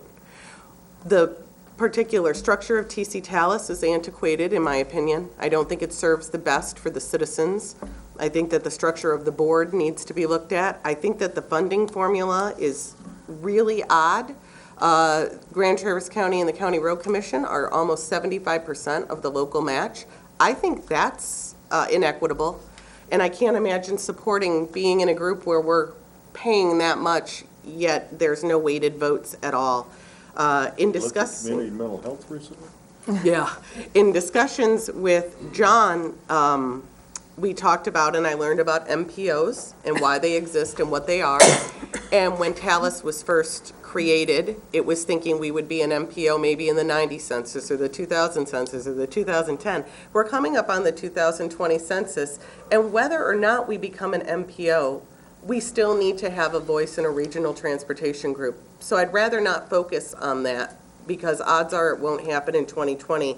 So it really shouldn't be the reason TC Talus exists. But what that does tell us is we have an outdated and antiquated system in place. And if a new structure were to be created, it may be something that the county would want to be a part of and fund. But as of right now, I can understand fully why last year's board pulled the funding. Some of the things that I have talked to others that they're interested in is an executive board that's made up of just elected officials, MDOT, obviously, and appointed people, the Road Share Commission chair, the chairman of the Board of Commissioners, the township supervisors, taking off groups like TART and Beta and NMC and all of that, and putting them into a committee structure. And that's where all of your citizen input would come in and your citizens at large. The structure as is for the voting, for the tips to go to Lansing, is not representative of the citizens in the way that I see it. And then the idea of the committee structure would be great, because you could have committees just for non-motorized groups. You could have led by Beta, or I'm sorry, by TART or something like that. You could have groups including things like the Airport Commission for freight and infrastructure, the rail system that's being considered. That could be a committee. And with the restructuring of TC Talus, I think it would be an excellent thing for all of us to move forward with together. Because I will say it, we're growing.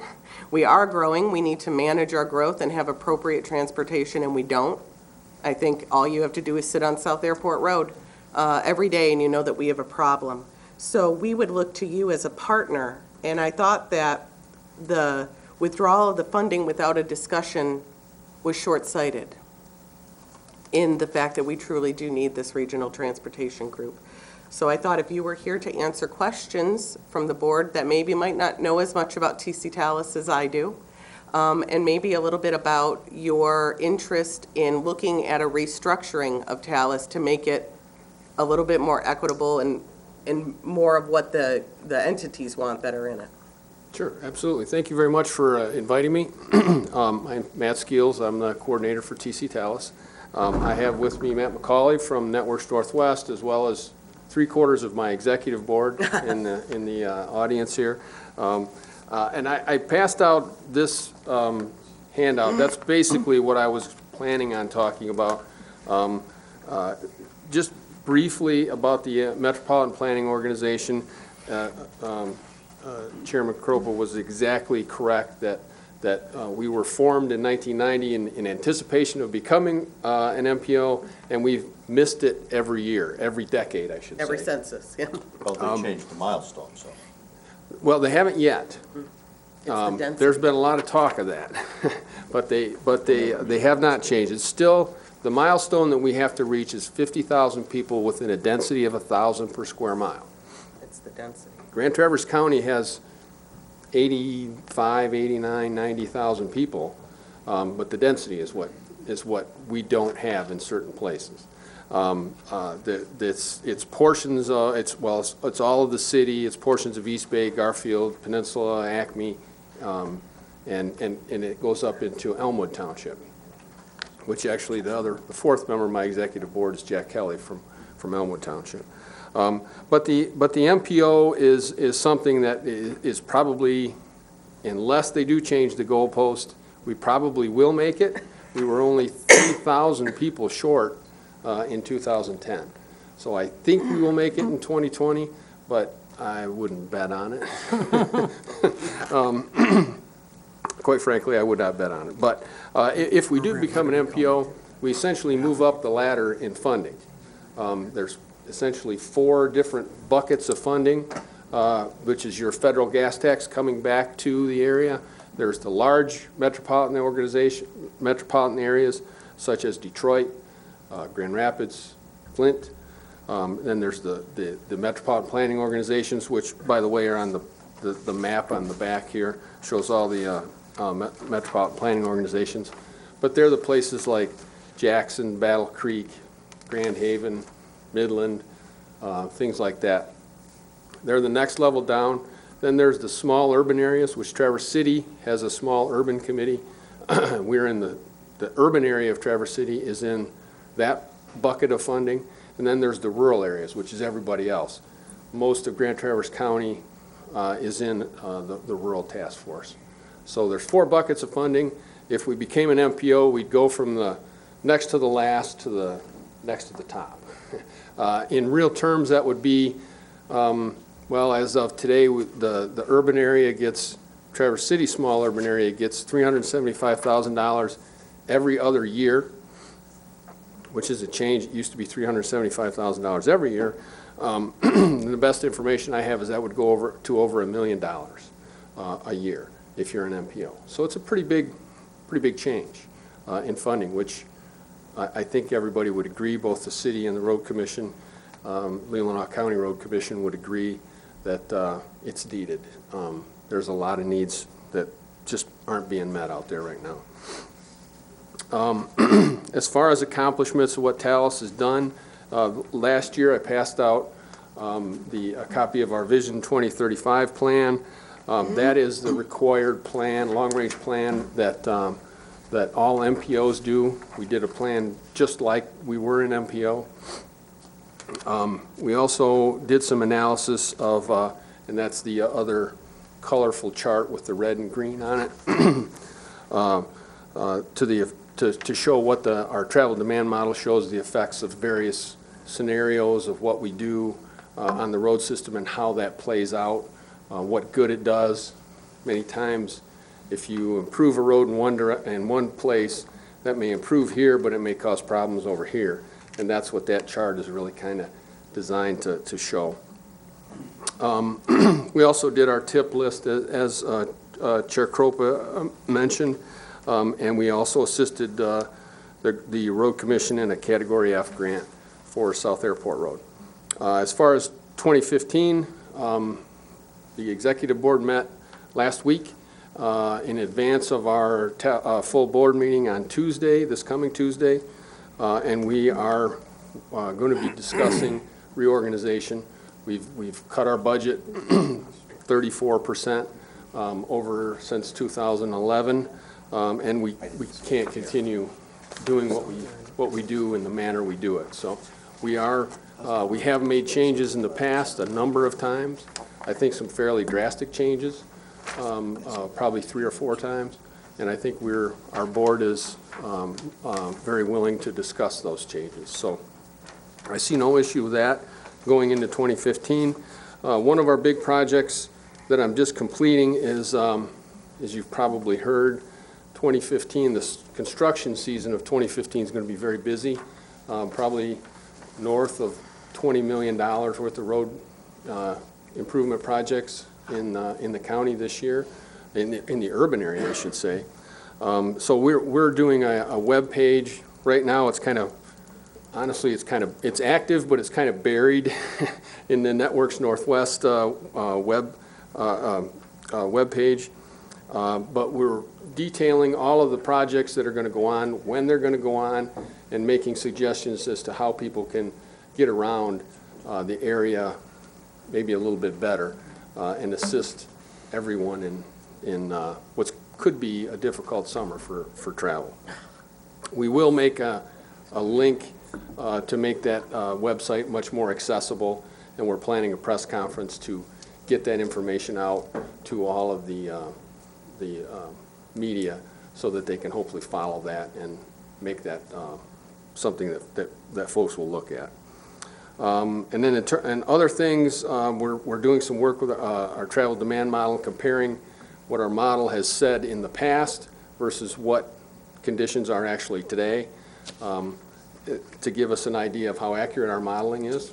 And then we have our work program includes technical assistance to members, technical assistance to the Department of Transportation, public involvement, education, and then developing next year's TIP, so Transportation Improvement Program. So I have with me, as I say, Matt McCauley from Networks Northwest, Jim Carruthers from the City of Traverse City is the chair, Glenn Lyle from East Bay Township is the vice chair, and Chuck Korn from Garfield Township is the secretary.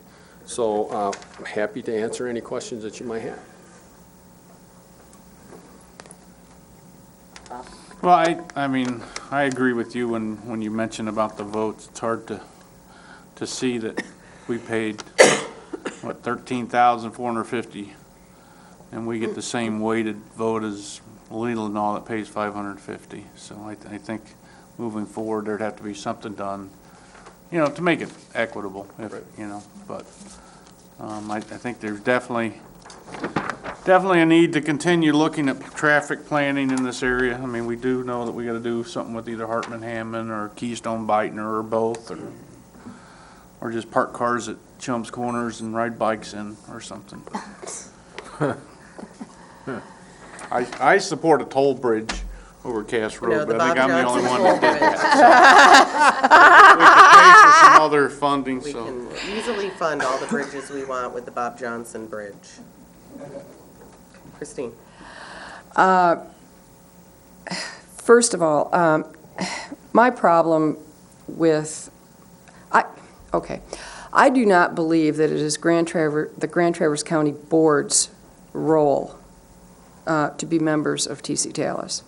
I believe that's the role of the Grand Traverse County Road Commission. And right now I've got road commissioners saying they don't see the value, and and I've spoken with road commissioners. I also have spoken with Mr. Jim Cook, the director of the County Road Commission, and he doesn't see the value in Talus as it is today. Clearly, not everyone in the county sees value in TC Talus. Union is not a member, Whitewater's not a member, Mayfield's not a member, Blair's not a member, We have just Garfield, Elmwood, Acme, East Bay, Long Lake, Peninsula, and the city of Traverse City. And I spoke with one of the Peninsula Township Board members within the last 2 weeks who tells me they are going to perhaps bring it up to withdraw from TC Tallis. I just don't feel that it's this board's role. I'm not saying that regional transportation isn't a good thing. Absolutely, it's a good thing. I just don't feel it's our role. I feel it's the role of the Grand Traverse County Road Commission, and if they see the value in it, fine, join up and participate and let us know how it goes in your report. And that's another thing, Matt. I do get a monthly report from the County Road Commission. I couldn't tell you what TC Tallis is doing. I don't get a report from TC Tallis. That's not necessarily, I've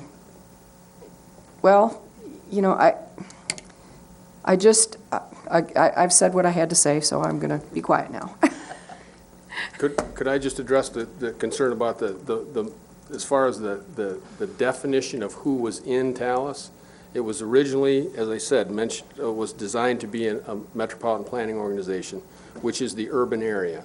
And so those, the bottom tier of townships, Grant, Mayfield, Union, didn't have the population density and weren't anticipated to. So that's why they weren't included in membership originally.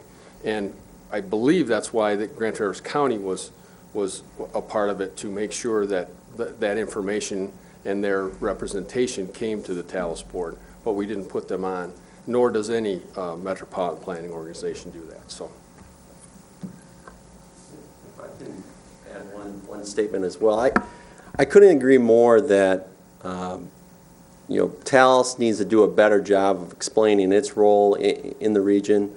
It needs to do a better job of explaining what transportation planning is and is not in the region. And frankly, it needs to do a better job of mending fences with some of the biggest transportation players out there. But we have to do that. And the reason why is that we cannot withdraw as a community all these agencies that have been mentioned from transportation planning. It is an impossible thing for us to do, in that it would be an enormous disservice to the community. If there's one thing that everyone has an opinion on, it's transportation, right? It's traffic, it's roads. We need to have a body in place that looks at coordinated transportation planning. And right now, Tallis has the bones to be that. Can it be improved upon? Absolutely, yes. But we can't say that we're going to turn our backs, in my mind, on the issue of transportation planning. Because if Tallis goes away, the issue does not go away. And it will require the efforts of the townships in the urbanized area, the county, the road commission, to come together and talk about those issues. So I'm of the camp that we should fix what we have. Tallis is in place. Tallis is supported by MDOT. There's the discussion about MPOs. That's important. I think it's going to happen, something to that equivalent for the Traverse City area. But the bottom line is that Lansing has looked at Traverse City area since 1990 and said, I don't care if it meets some federal definition for this or that or the other thing. We know in our gut that it's a growing region, and it's a region that struggles mightily with transportation issues. So we're going to support it, and MDOT has supported it since then. And I think that our community is interested in supporting coordinated transportation planning too. They want to support it in its most efficient level, and they want to support it in a way that works seamlessly with the implementers of transportation.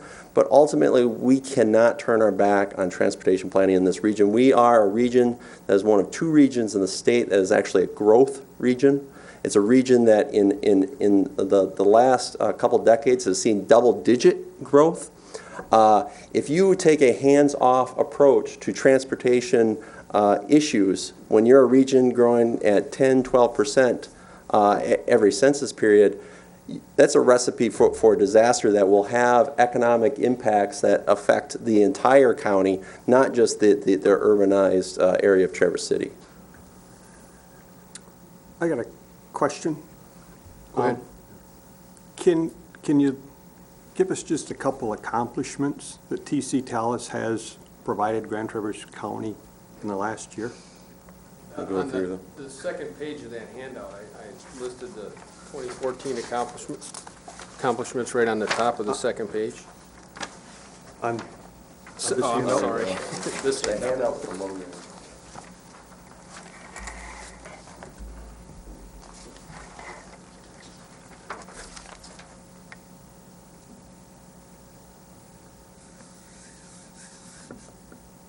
If Talus were to go away, what is the process for state and federally funded road projects to go through? They don't have a local agency like Talus. I think they would continue to go through the task force process. The It would just be a different, okay, the rural task rural force. and urban task Okay. force, yes. Dan was first and then Sunny. Yeah, did you get your question answered? I'm reading. He's reading. Go ahead. To be candid, I really respect Jim Cook and his board.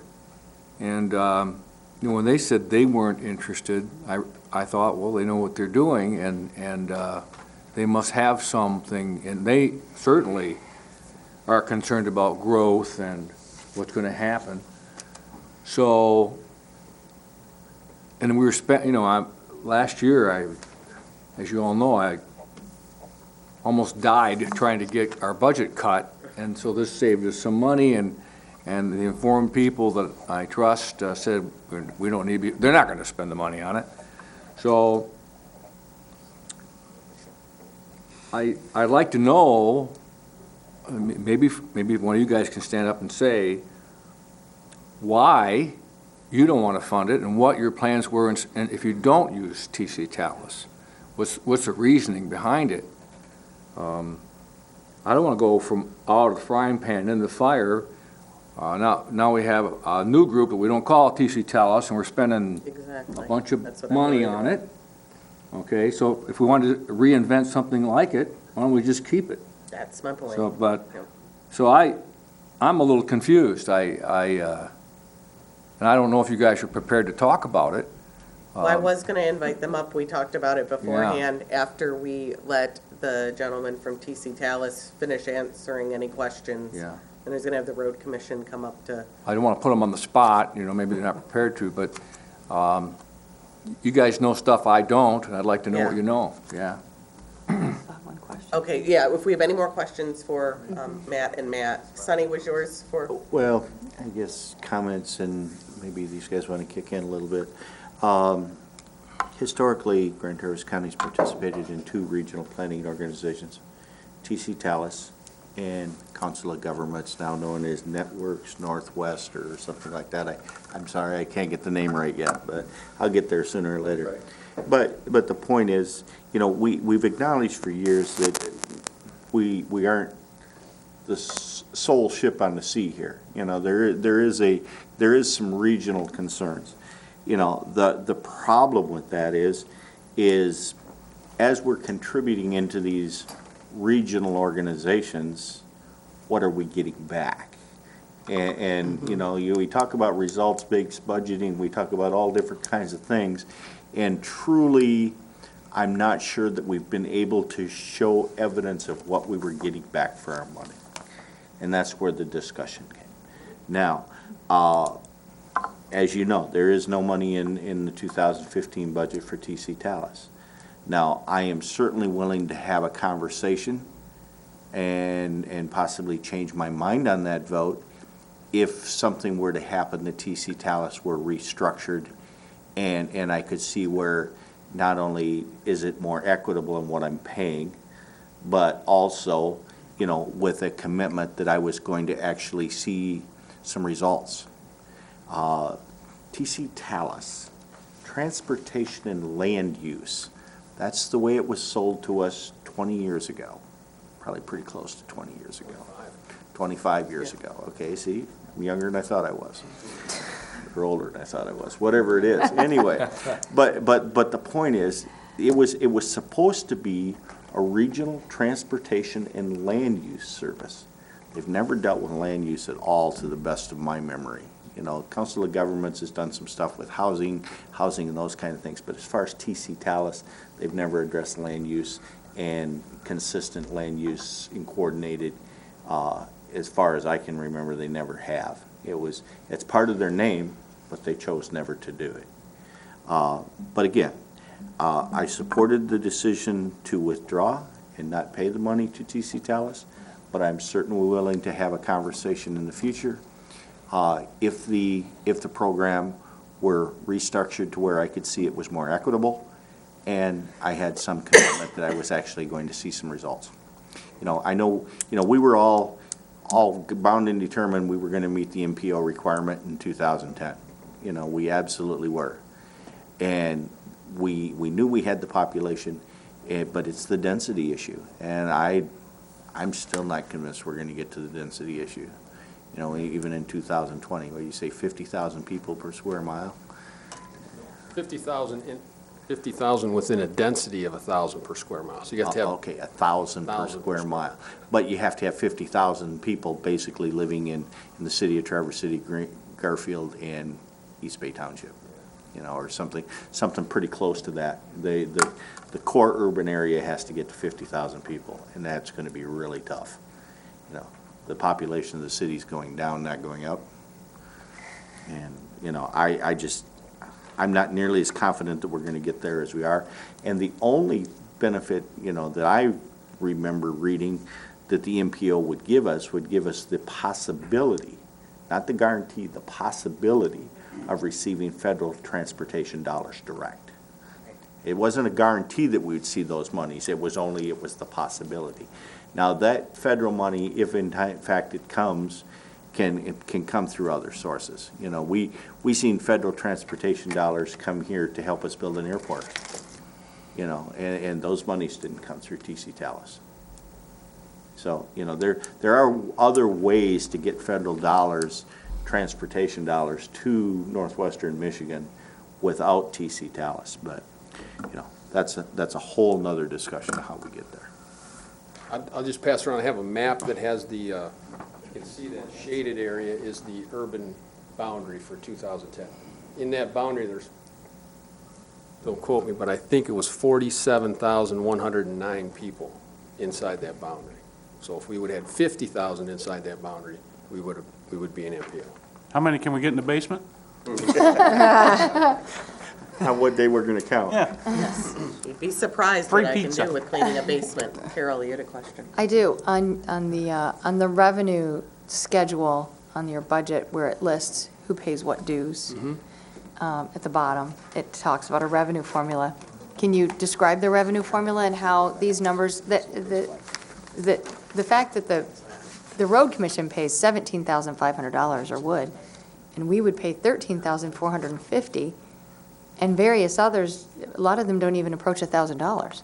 So I'd like to know the revenue formula. The original formula was developed when TALS was first proposed in 1990, and it was just a set amount for the road commission in the county, and then a population-based formula for the townships. So it was originally $12,500 for the townships, $12,500 for the county, and then $37,000 for the road commission, I believe. This was way back. Since then, we've made changes, we've added members, and we've just kind of piecemealed the formula together, but it's basically all, the townships are based on population and a given amount for all of the townships put together. So that's the formula that's been used in the past. Seems very antiquated and not very equitable at all. I think what's important about it's a membership organization, right? And an important point is that staff didn't come up with that dues schedule, that membership schedule, that it was the members of TC Talus. And as time changes, elections occur, and things like that, I think it's always on the table that the membership reanalyzes its position, the value, how it wants to participate both financially and at an operational level. That's the beauty of this, is that this isn't set in stone. This is intended to be membership driven. So if the membership is saying, and we hear a very strong member right now saying loud and clear, we'd like to see some changes. We've also heard that from the road commission. I'm still in the camp that, okay, so let's do that. Let's fix this and let's move forward so we can do the task at hand, which is coordinated transportation planning.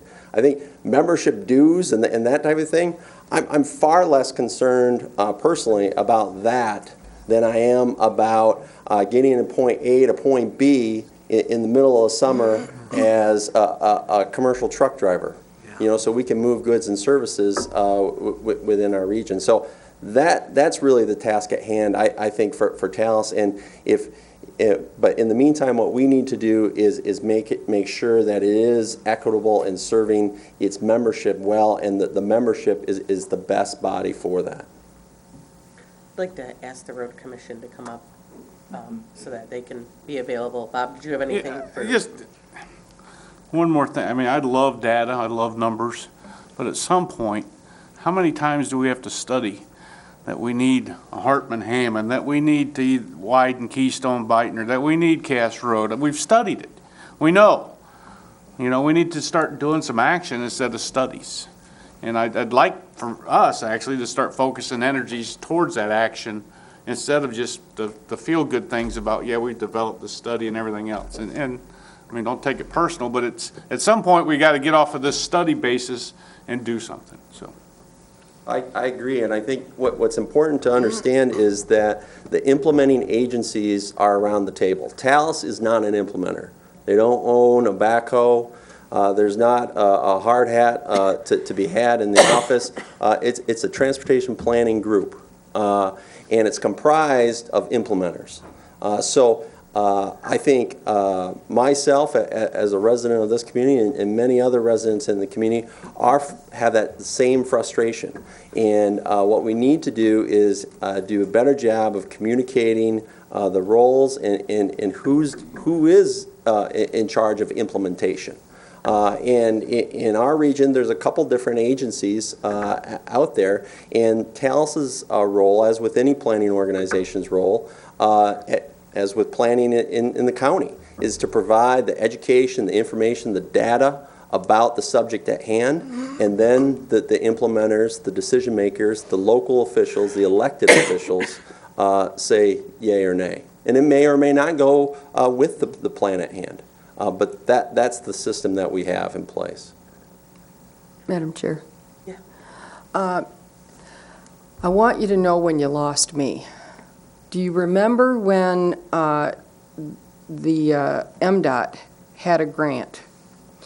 And because TC Talus let some requirements go, that grant, if memory serves me correctly, went out to Buckley, didn't it? Am I remembering that correctly? Yeah, it was the funds that basically were used for the Grand Vision study. That's it. And they Thank you. It wasn't anything Talus did, it was rescinded by the federal government.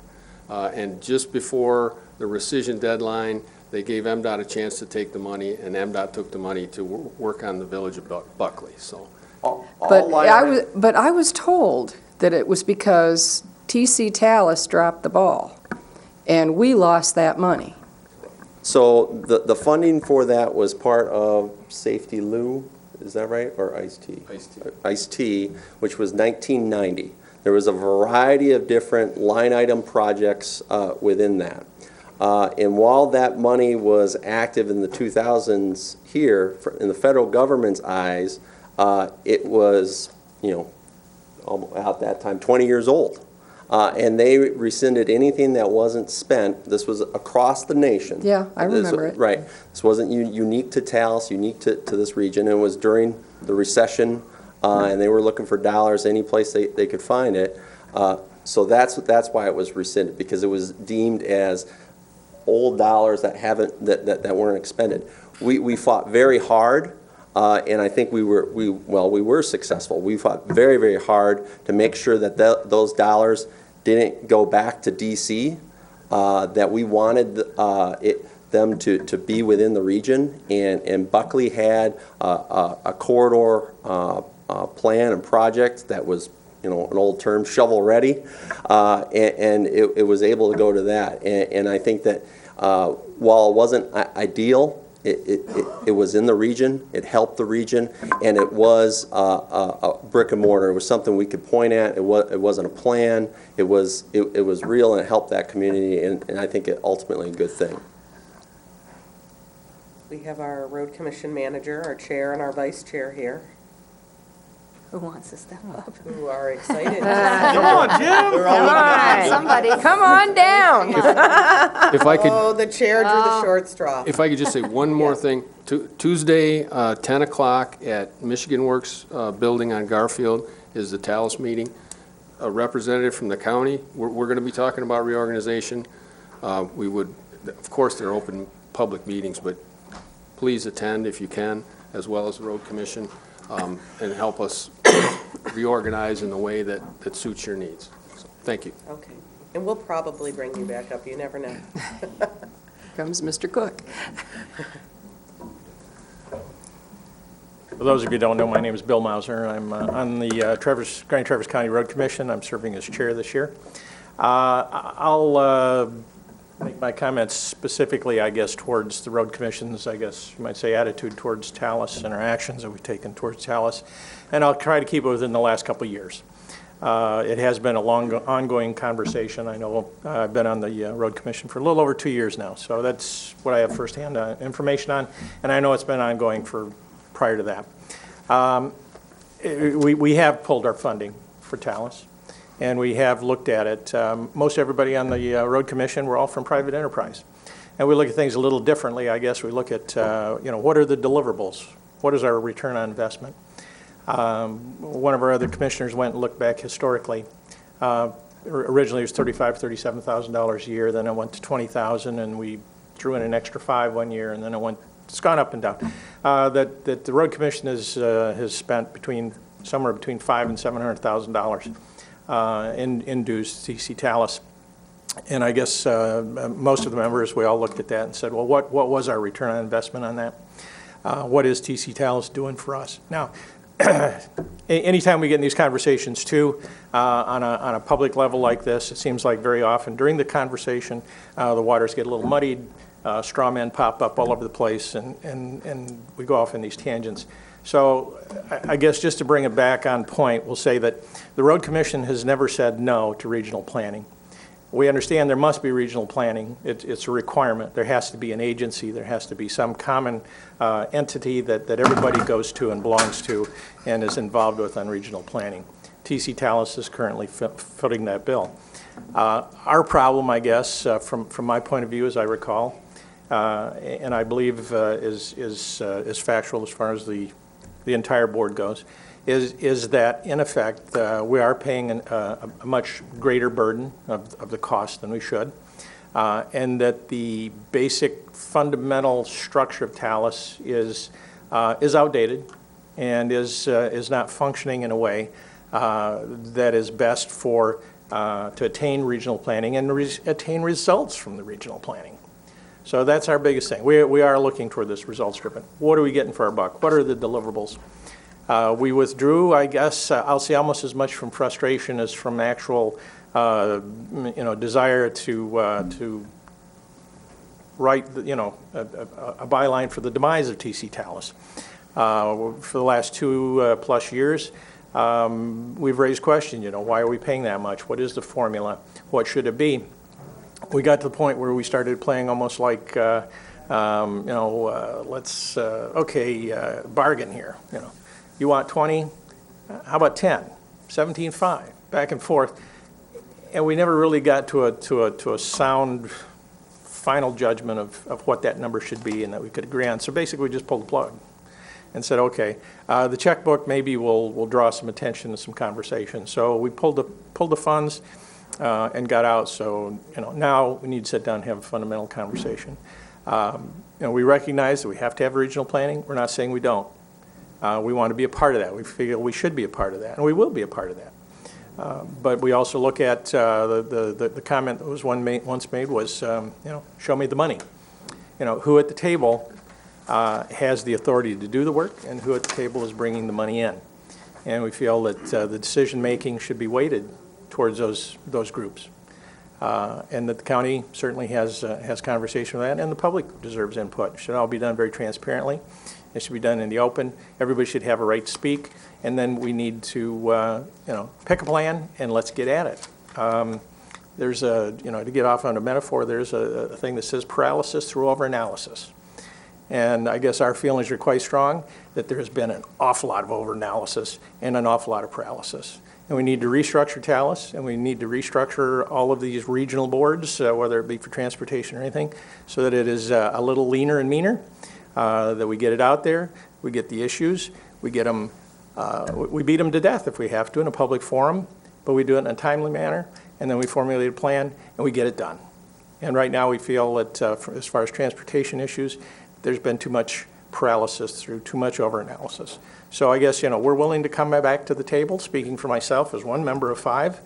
I think if we can get a reorganization in place, look at something that is reasonable, that's going to get something done, we're willing to talk again about, funding our fair share.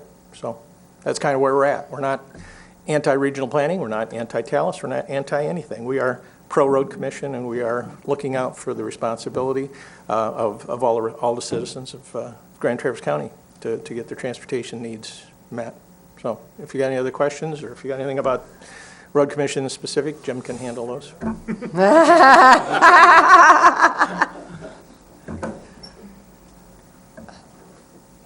I have a general question. Anybody who knows the answer, speak up.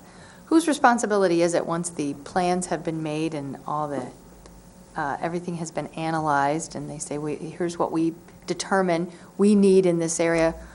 What agency or whose responsibility is it to go to Lansing and say, here's what we want? How do we do it? How do we fund it? Help us out. What's the entity that does that? Well, I know there isn't any one single central entity, because a lot of things are being done. The urban and rural task force were discussed. Those are entities. We put together 5-year plans out, and most of the funding right now and the projects that are out there that are going to be done are coming through those 2 organizations. Other funding mechanisms come through, I guess, like Lafreniere Road. That was a special appropriation by the legislature, where they put forth things like $100 and some million, in which then they looked and through political wrangling, divided those up, amongst the various, I think it's by House districts. Other funding was, has been put out there. So it's a variety. There is no single entity that says, yeah, we're going to fix that road, and yeah, the money's coming from there. Madam Chair. Thank you. So let's pretend TC TALUS just goes away. There isn't. No one wants to fund it. It's gone. Now what do we do? What do you do? Well, we've had some conversation with that in the Road Commission. One of the suggestions were that we take generally the money we've been spending on TALUS, and that we go someplace, Lansing or somewhere, from Lansing, because that's kind of a hotbed of those activities, and find a private planner and hire them to put forth a plan and basically lobby. So I mean, it'd be a combination of many things. But what would be wrong with that? Well, arguably maybe nothing. But again, that's something that probably should be. We don't want to unilaterally make that call. I guess we would if we had to, but we'd prefer that the conversation be over a broader range. Isn't it though ultimately your baby? Well, I mean, the road commission's number one asset is the right-of-ways and the roadways that we have, authority over in the county. So ultimately, a lot of those things do come back, yes. I mean, MDOT also has, authority over their roadways and so forth. Okay. But ultimately, yeah, we're the guys that build the roads, fix the roads. Yeah.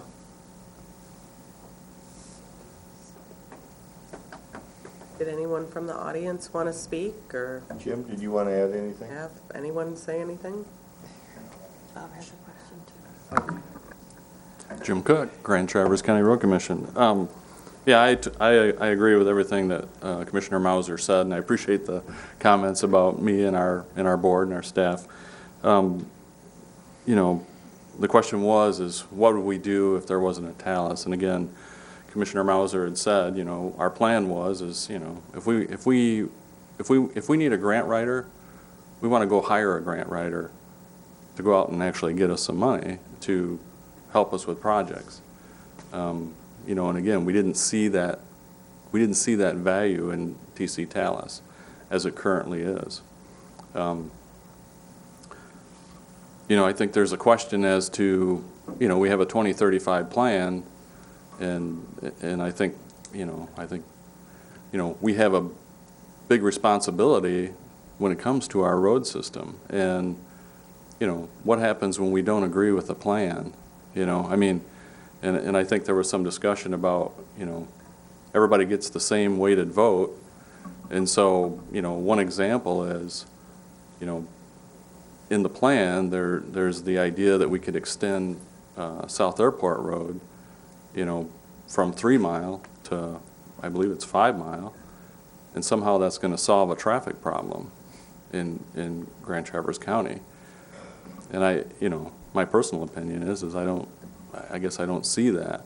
And so what do you do when you have, we got a lot of people in the room that think that, hey, you should do that. And so, we have the equal, this equal say, ultimately, how do we deal with that? And so I think, our board, I think Commissioner Mauser, just like you said, I think there's a lot of frustration, and again, the bylaws and the agreement says there is a fair and equitable formula, which, we've requested on several occasions and we've never seen it.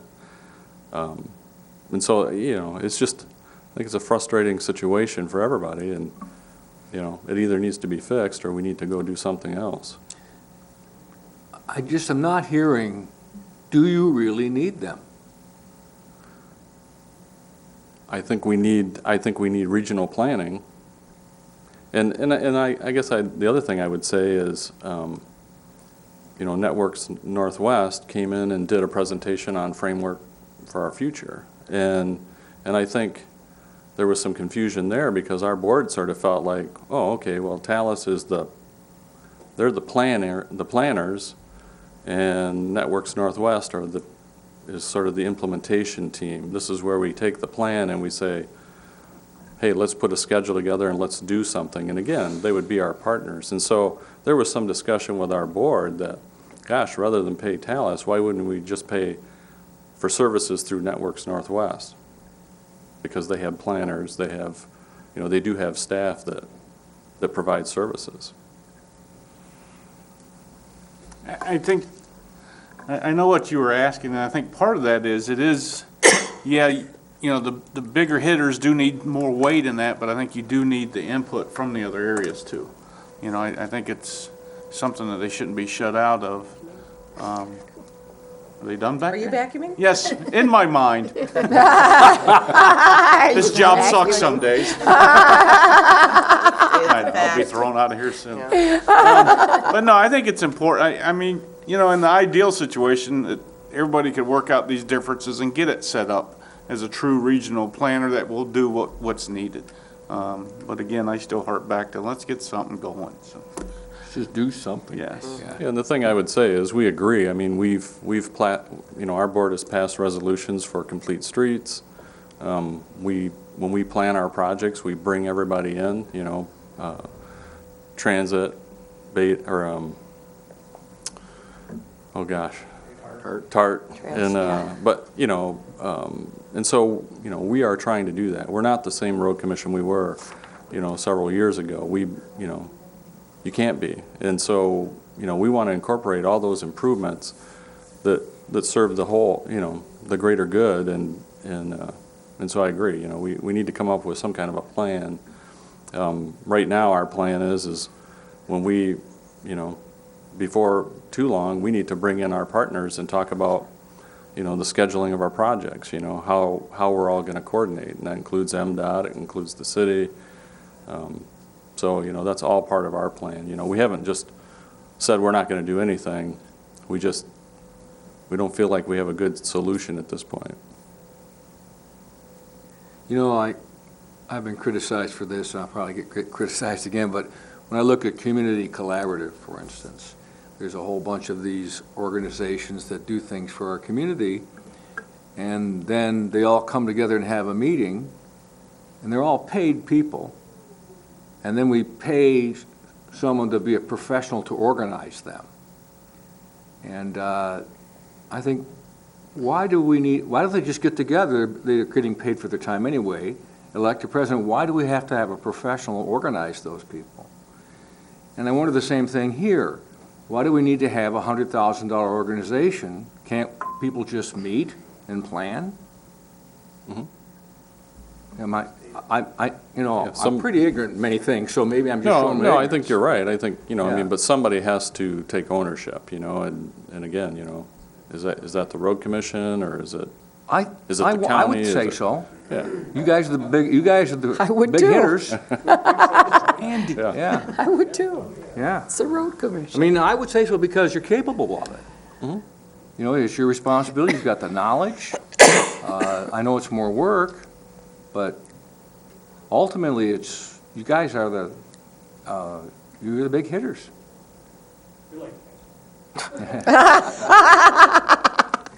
Yeah, big hitters usually strike out a lot too, unfortunately. I guess the point that I come back to is the fact that I think we all acknowledge there is a need for regional transportation planning. I think where we get frustrated sometimes is when we've planned and planned and planned and we can't show anybody where we've done anything. There you go. There's all kinds of reports and studies and plans that sit on shelves and don't happen, nothing's happening with them. And I think that the decision to pull out of TC Talus was to try to eliminate that or rectify that, if you would. I think, and I think that's what the road commission does. I think they're going to acknowledge that we need a regional planning organization, whether it's the way it's currently structured is right or wrong, or is not, is probably no, the way it's currently structured, it's not working. But we still acknowledge we need a regional planning organization, but we need to also make sure that we're implementing some of those plans and moving forward with those plans. And I think that's where we've fallen short over the last number of years. And I think the people are at the point now that, they're, whether you think that the Cass Hartman or the Hartman-Hammond Bridge is the right thing to do or not, God knows we've studied the hell out of it for 10 years at least, maybe more than that. The time is that people want to see us start doing something, and if we screw up and make the wrong decision, they'll tell us that too. But the one thing we need to do is we need to start showing the people that we can do something. I do a lot with affordable housing, and I keep telling people, instead of, yes, we've worked out these plans, we've acknowledged the studies, we know that we have a shortage of housing. Let's do something to put bricks on the ground that somebody can move into. It's not going to cure our problem because we don't have the ability or the finances to take care of all of that problem. But let's at least show people that we're doing something. Let's physically just have something that I can point a finger at and say, we did this. This one thing that, and I know that they took criticism for it, but I really commend the road commission for their decision when they took the millage money and they did projects throughout our community. They put a sign up at the end that said, this project funded by Grand Traverse County voted millage. I know they took a lot of flack because they spent money on buying the signs. But I'll tell you what, it's very nice to me to drive throughout the community and say, yeah, we made a difference in this road, and this road, and this road. And it was done by the voters of the people. Well, we look at, the few years I've been involved in it, and I know that TC Talos had been working and making plans, but what happens is what you guys decide. So, I don't know, have you made decisions based on what TC Talos has advised you to do? Yeah, I don't know if that was the case in the past, but not since I've been here. So we are doing stuff. He's spending millions of dollars fixing up our roads. He's got a plan. How far in the plan does your future go? In the future, does your plan go? 20 years. But again, 20 years, but it's an asset management plan. It's based on, preserving existing infrastructure. And maintaining your current system and properly repairing your current system is not what a regional transportation plan does. They're two separate issues. Okay.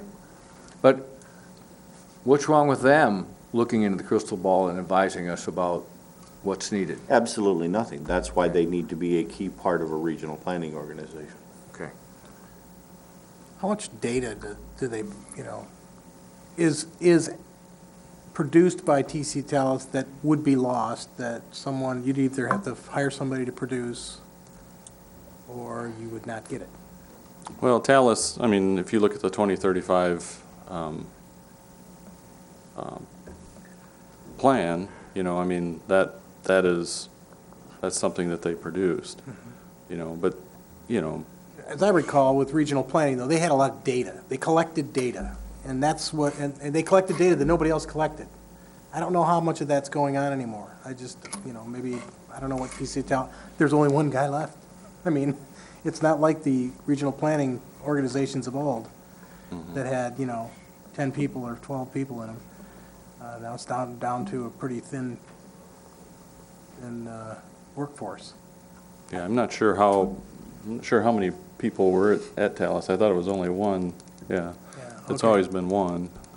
But regional, I've been in several regional planning involved with them in Ingham and Clinton and Eaton, and which was a tri-county one. It was pretty big, had many employees. Midland, Saginaw, and Bay City, or Bay County, all had a joint regional planning with several other surrounding counties. And they had a pretty good-sized staff. But we are our own little deal. And so I don't know how much data is stored here for the region and whether it's useful or, critical. Well, I think some of for us, some of the more valuable stuff is, the traffic modeling that's done, but that's not done in-house. That's produced by MDOT, by a person down in the MDOT office, so, so that is something that we can get. But someone still coordinates the collection of that. Yeah.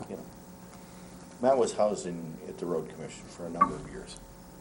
So, we all know that. And, we deemed there was value in it. Commissioner Maxbauer. I'm going to repeat myself. I really do believe that regional transportation planning, the heart and soul of it, needs to be the Grand Traverse County Road Commission, not this board. If we can participate in any way, I'm more than happy to do that.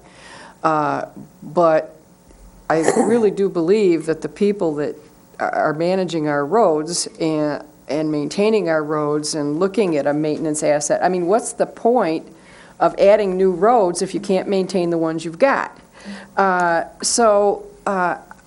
Again, I'm still not willing to continue membership in TC Talos, but I can be swayed, but it's not going to be real easy. I will, if I can, attend your meeting on Tuesday.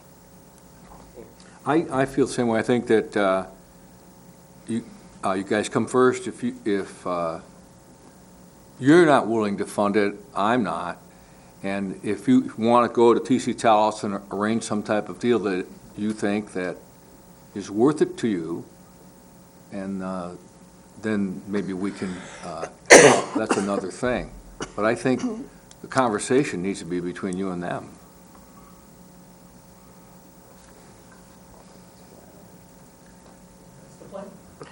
Well, I think the whole idea of why I had this is, I mean, sitting in this room, we have the city, East Bay and Garfield, the three highest contributors next to the county and the County Road Commission. We have people from TC Talos and Networks Northwest, and I don't care what it is in your life, there's two things that are important, balance and communication. And there was not communication. There was a withdrawal of funds, and there wasn't the communication. And that was the whole idea tonight. I didn't foresee any motion. I personally support the withdrawal of funds from Talos.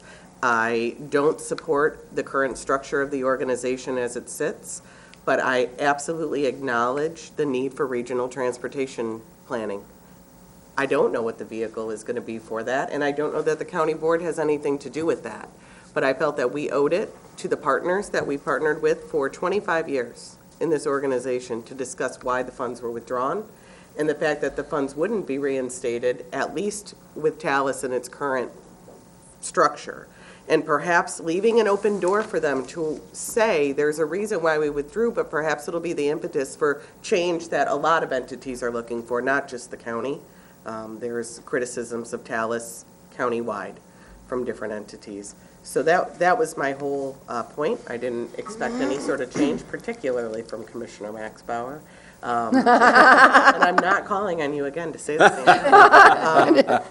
But that was the whole point, was just, nothing happens if you don't talk. That's it. So I really appreciate everybody talking, and to everyone that came, because that's why we're here. I want to move forward too, and you finish what you start. And if we withdraw funds, then we finish it by formally withdrawing and announcing why. Or we don't, but we don't leave things undone. That's not how I like to do business. So I felt this was very wide open. So I don't know that we have, was there anyone else that wanted to say anything in regards to it? Sarah would like to say something. We have one in the back as well. Matt? I can't see. This Oh, lady I'm over here sorry, would like thank to you. say You're welcome to come on up. Thank you. It's just fun at this point. They've already vacuumed. It's like at the bar when they're telling you they put up the lights. Yeah, It's time you gotta go. last call. Last call. Thanks, Alyssa. No problem. I'm Jill Rarig. I live here in Traverse City. I shouldn't say Traverse City, I live in East Bay Township. And I'm also one of the leaders of a citizen group called the Project for Civic Engagement. And this topic of regional planning and traffic and design and roads has been discussed all the way around in a Facebook page that we have, which involves about 250 local people right now. And there's been about 80 or 90 of us that have been talking about roads in the region from all different angles. And what's become very clear, and what I really want to communicate, is that people have got a whole breadth of ideas, and they match what this 25-year plan has described. And so as a result of that, what I want to say is that it is broad. This plan is going to be over the next number of decades. And as a result of that, you're going to have all kinds of different opinion, ways of approaching things, people not quite getting along because of the different ideas and angles they come from. But the bottom line is, all I want you to know is that the people hope that you do work together. You've come a long ways, 25 years. I'm thrilled, and I think the people will agree, that it would be wonderful if you guys could do the restructuring that you need. When you're at something for 20, 40 years, you're going to have to make significant changes along the way. You've got to readjust. You've got to change those sails. And this is one of those times. As was mentioned earlier, this is a membership group, okay? As I understand it, whoever is administering the TC Talos group is not the decision makers, it's the members. The people who are putting the money in are the ones that make the decisions. So it sounds like there's going to be some readjustment, better proportionment of that money and membership, and that's good. And everybody looks to us up here in Grand Traverse County. Detroit looks at us. Saginaw, Grand Rapids, they see what we put together. And so we better do it right. And there's a lot of people that the various ideas need to come to fruition. And even though some people don't want cars around here, some people think there should be cars, well, both those ideas are good. And what's wrong with being able to have the transportation of semis doing their business and doing their commercial things on the perimeters and getting around this place, but yet maybe the inner city part of this is going to be less with cars. And why can't those two ideas not be mutually exclusive? So I think everything should be on the board, and the people seem to want it that way, and we do hope that TC Talos, or some group that's going to kind of keep this organized, keep it moving forward, is going to happen. So that's all I wanted to say.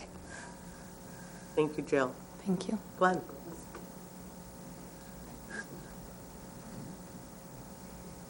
Yeah, Glenn Lyle, East Bay Township Supervisor. I didn't plan on speaking tonight, but a couple things came up. Whether Talos is put together right or not, we can all discuss that later.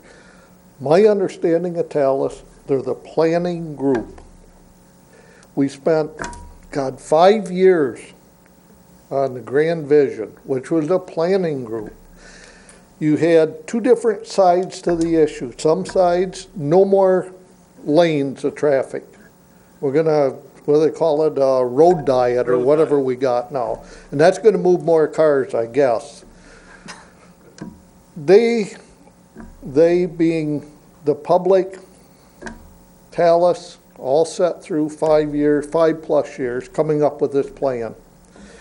Talos has come up with their 2035 plan. And as you heard the road commission say, there's things in there they don't agree with. Well, the board of TC Talos, all the members voted on this. And at times we forget as elected officials, we're representing whatever group we're representing, not ourselves. You got, and I'm going to thank Mr. Chuck Korn for having the guts to even bring up the word Cass-Hartman Bridge. That was planned, but everybody got scared and they shelved it. You didn't even talk about it. Here we are, and I don't know what it's been, 10, 15, 20 years later, somebody's got enough guts to bring it up. Now you got people saying, well, we don't like the plan. The lady was exactly right. No matter what we do, people are not going to agree with us 100%. We need to have enough guts to go forward, do what we have to do in the good of the community. I was born and raised here. We never had a airport road go through. We got along great.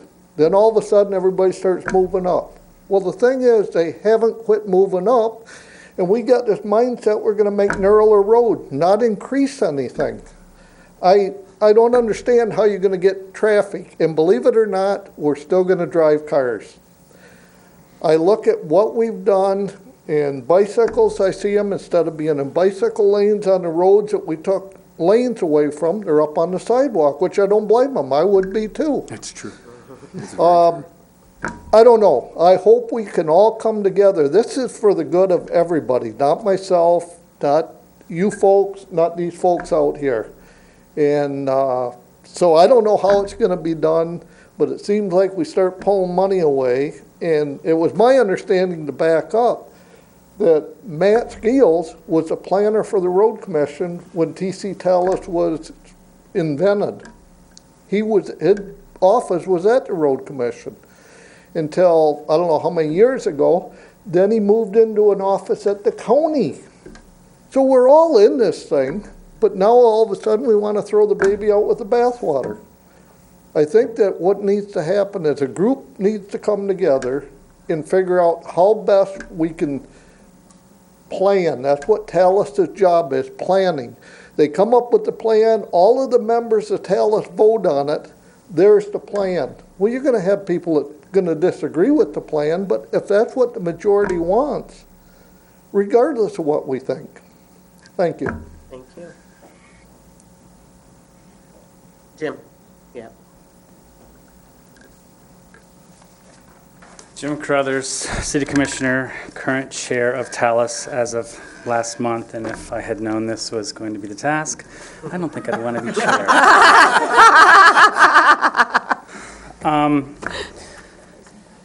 I sat with our executive committee last week, and we went over our mission, and all of our executive committee are elected leaders. And they've all agreed with the mission of Talus, which is at the top of your handout, that we all believe in what we need to do. We need a planning organization to accept federal funding. If it's not, we need to restructure. We need to figure this out. Bringing on other agencies, as you've seen, TART and TCAPS and Beta, I think that was done to bring money into the program. I mean, we're trying to find ways to get everybody who's involved funding what we're trying to do. If the county and the road commission, they're paying, besides MDOT's almost 50% of the funding, but their mission and their task is to have this board working for this region. We have to do this. If you all want to come up with a plan, let us know. But it's funding based. We have to fund these programs. We have to fund the bridges. We have to fund our roads. And yes, we spent a lot of time planning for them, and the Grand Vision sort of sidetracked us for 5 years. We spent $1 million of the money that we could have been putting towards our roads on the Grand Vision. I'm not saying the Grand Vision was bad. It brought 25,000 or some odd people together to the same table talking about what we need to do. But now we need to take that information, which we've put into our plan, and move forward. But 5 years has gone by, inflation has gone up, roads cost money, bridges cost money. We're looking at many millions of dollars. So if you have an idea about how do we get these things paid for without raising people's taxes, good luck. But we need the money.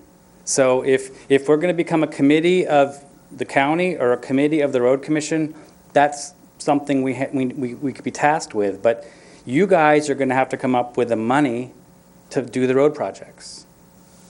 That's, we're a planning body. We, Chuck, Glenn, Jack Kelly, we're the implementers. You guys, we're the implementers. We have to take the projects and get them funded and get them built. Right now, we're just patching and fixing and, doing what we can do to get by. I mean, we have this list this summer. I mean, people are going to be mad at us. I mean, this 9-point list of the roads that we're going to be trying to fix, it's going to be chaotic in the region. But these are things we have to do. Traverse City has a bunch of bridges, our own bridges, our existing bridges that are failing. You go under them in a kayak and you can see the concrete just dropping off of them. We don't allow people to park on our bridges because we're not sure. I mean, they're obsolete at this point. So we've got a lot of things to do. So it boils down to money. So we're going to try our darndest. We'll restructure. We'll talk about things, but we need the money to do it, and we need the coordination of everybody and at the table, because that's what we need to meet the federal guidelines. So we're going to work. We work with Networks North. We're going to do our jobs. We're going to try to figure this out, but we want everybody at the table. And if it's the population base isn't the right model, is it road miles? What is? We need your suggestions. What is the proper funding structure for all of us? Please, you've opened the door. Now we want your suggestions. How should we fund this? What's equitable for Grant Township and what's equitable for Grand Traverse County or Garfield Township? I mean, you guys, you've got a lot of townships to deal with. So. I've got a job for this year. It's not going to be easy. So please work with us. We want to work with everybody. We want to make this happen. But the voters have to know that we need to come up with a bunch of dollars to build what we need to build in this town.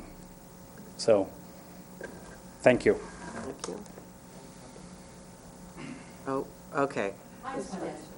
Okay, you can add something real quick, and then Andy had his hand up, and then Chuck. Go. You have to speak in the microphone, though? Yeah. It's the rule. I just wanted to dovetail real quick with what Jim had said. It does get down to the money. And my understanding of everything is that unless there is this real regional planning that actually goes about and can be demonstrated and proven and solid, getting large funding for these bigger projects is going to be very difficult. So that's one thing. Second of all, at some point, you probably are going to need money from the people. And so people know in this region that this has been discussed to death, dated to death, over and over again, and it is time for action. The people do want to know the who and the what and the why and what's 1, 2, 3, 4, 5, and this is what it's going to cost, and this is how we figure we're going to be able to fund it. And of course, there'll be changes and modifications along the way, but at least if the people can have something that is tangible and the community can have something that's tangible, then we can go from there. And I think the regional approach is the way to go. Because someday you're going to have to come back to us and say, we need X amount of money. And so if there's clarity that the voter, the average voter can understand, again, from what the feedback I've been getting and from the conversations that are going on, that would be greatly appreciated. Thank you. Mr. Merrick?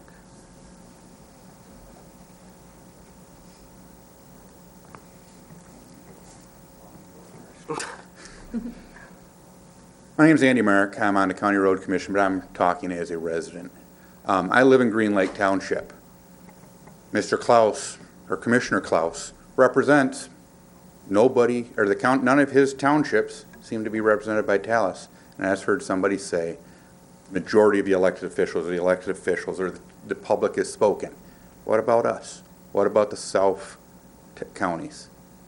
We need to make sure that if they don't want to pay, they still need to have the voice if it's going to be the voice of the people. The pay to play kind of scares me a little bit, but we do need to come up with funding. We need to make sure that when we look at restructuring it, that we're not keeping people out because maybe they can't afford to be a portion of this, inputting their opinions. That's all I got to say. Good luck. Hopefully we can get through this.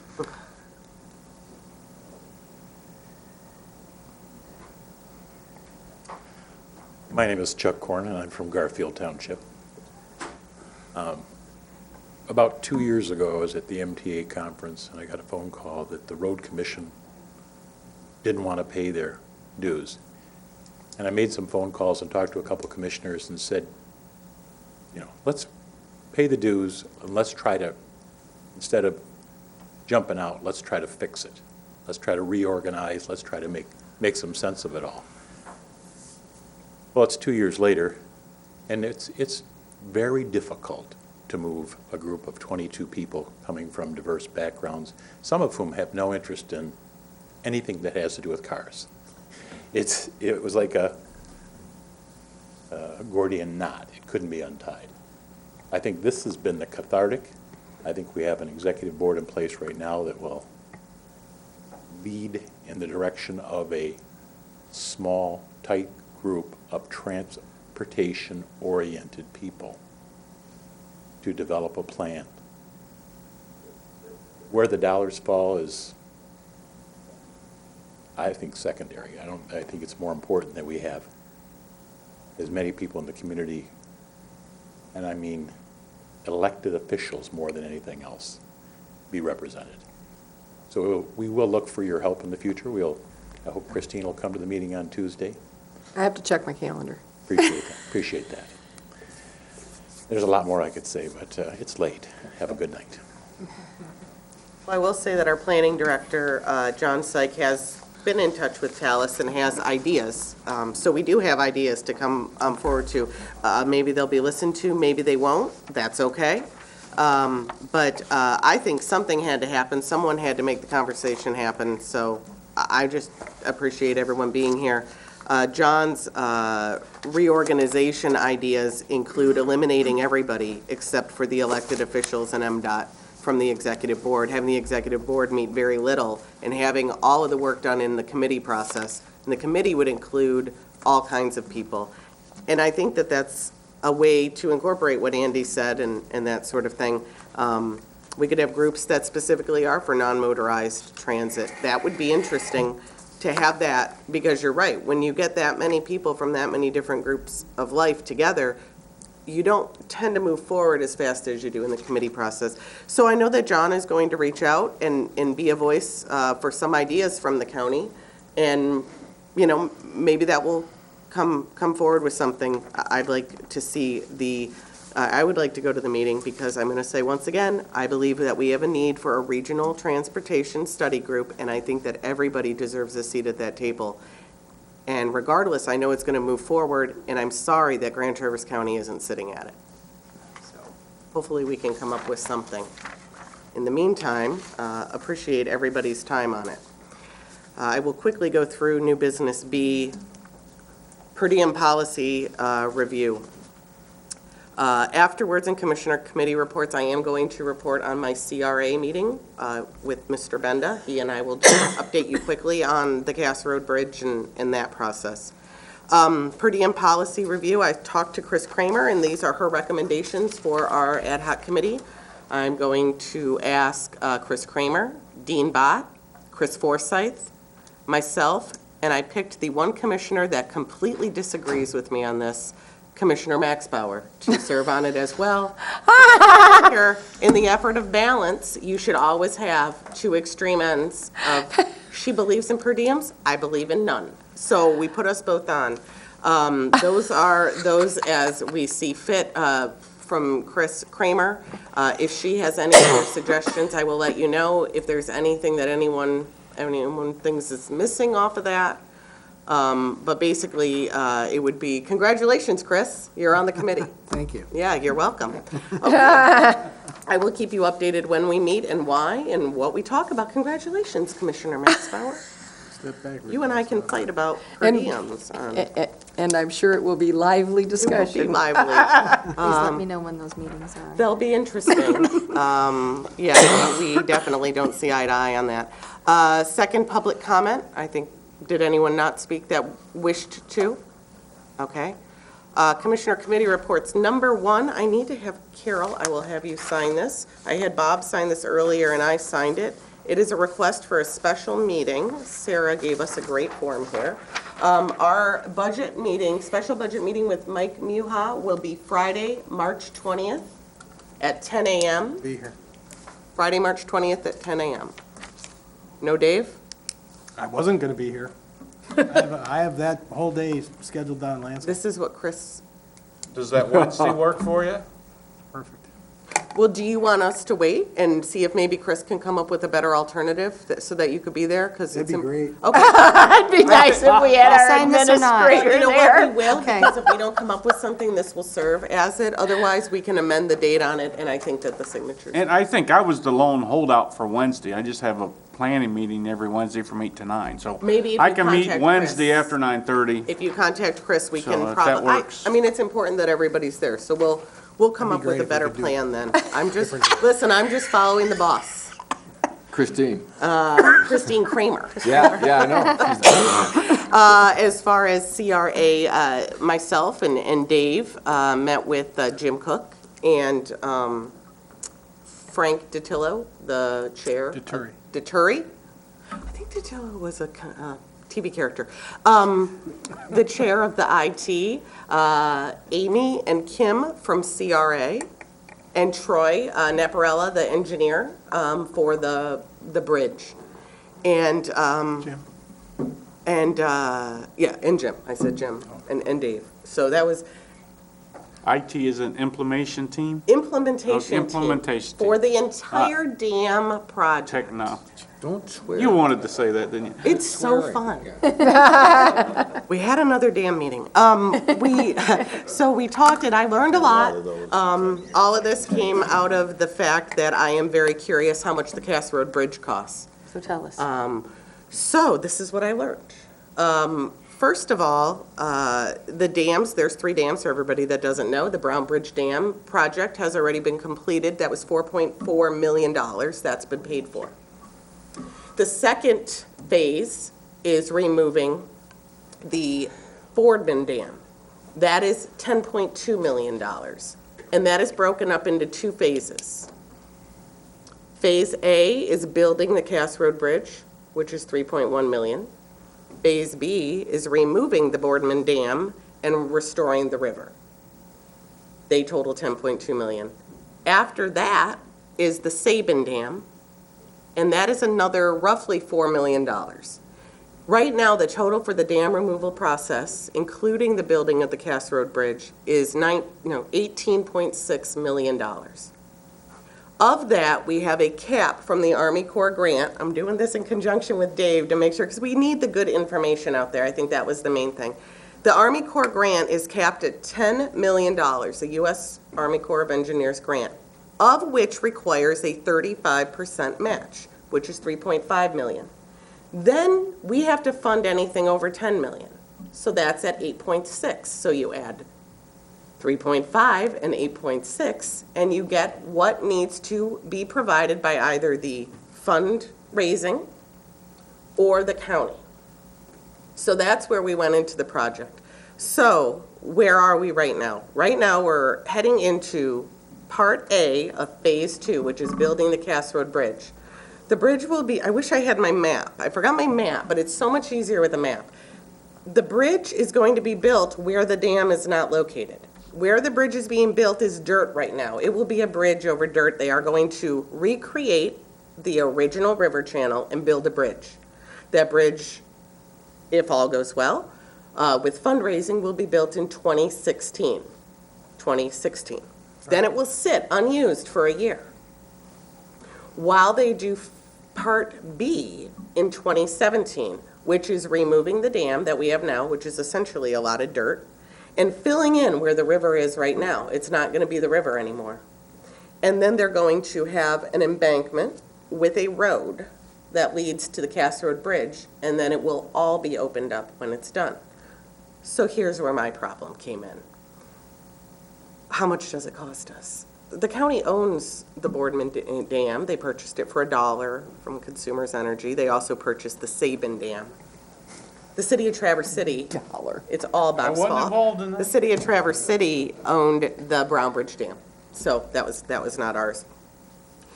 The total for the Cass Road Bridge is $3.1 million. We have a critical bridge grant that everybody has heard me go on and on about. That is MDOT. MDOT will pay a total of $2.6 million. That is what the critical bridge grant is going to be, $2.6 million. What that doesn't include is things like construction staking, construction engineering, and of course the 5% match that we had heard all along. So when you do the subtraction, you end up with $500,000. So that is roughly, and again, I want to make clear that these are not pinned down numbers. Roughly $500,000 is what Grand Traverse County owes for the start of this project to begin. That is our match on the Cass Road Bridge. The county entered into an agreement where the road commission does not pay. But my question is, we own the dam, so anyways. What was the question? Part B is the removal of the dam. So the county is on the hook for removing a dam that they own. No question. Right. No question about that. But this is a bridge that many of us don't believe that we need, and that's where my problem is. We are now on the hook for something we wouldn't have been on the hook for, but we are, because we signed a contract and we're honoring our contract that we signed.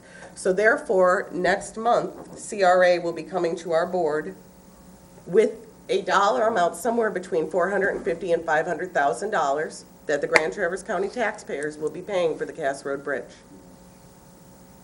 So I got my answer. My second question was, how much money has been raised towards the Cass Road Bridge? And what is the answer? It's about $300,000 for design. No, what is the answer of grants that have come in? There's a lot of grants that have come in and they're for the project. They're for the project, but not for the bridge. Kim was very clear. She said, it's easy to fundraise for a river restoration, dam removal, fisheries. It's not so easy to fundraise for a bridge. So in the unlikely event that they raise an excessive amount of money, sometime in the future we could be reimbursed the money for the bridge, but it's highly unlikely. So therefore, It's possible, It's but possible. but the first thing that's got to be done is the dam has to go and the river has to be restored, and all the money that we raise will have to go to that first. Right, which is a roughly $19 million. That's and we don't know if we're going to use the Corps. Right. I mean, it sounds like, why wouldn't you? But we've got to go through this process that's coming up.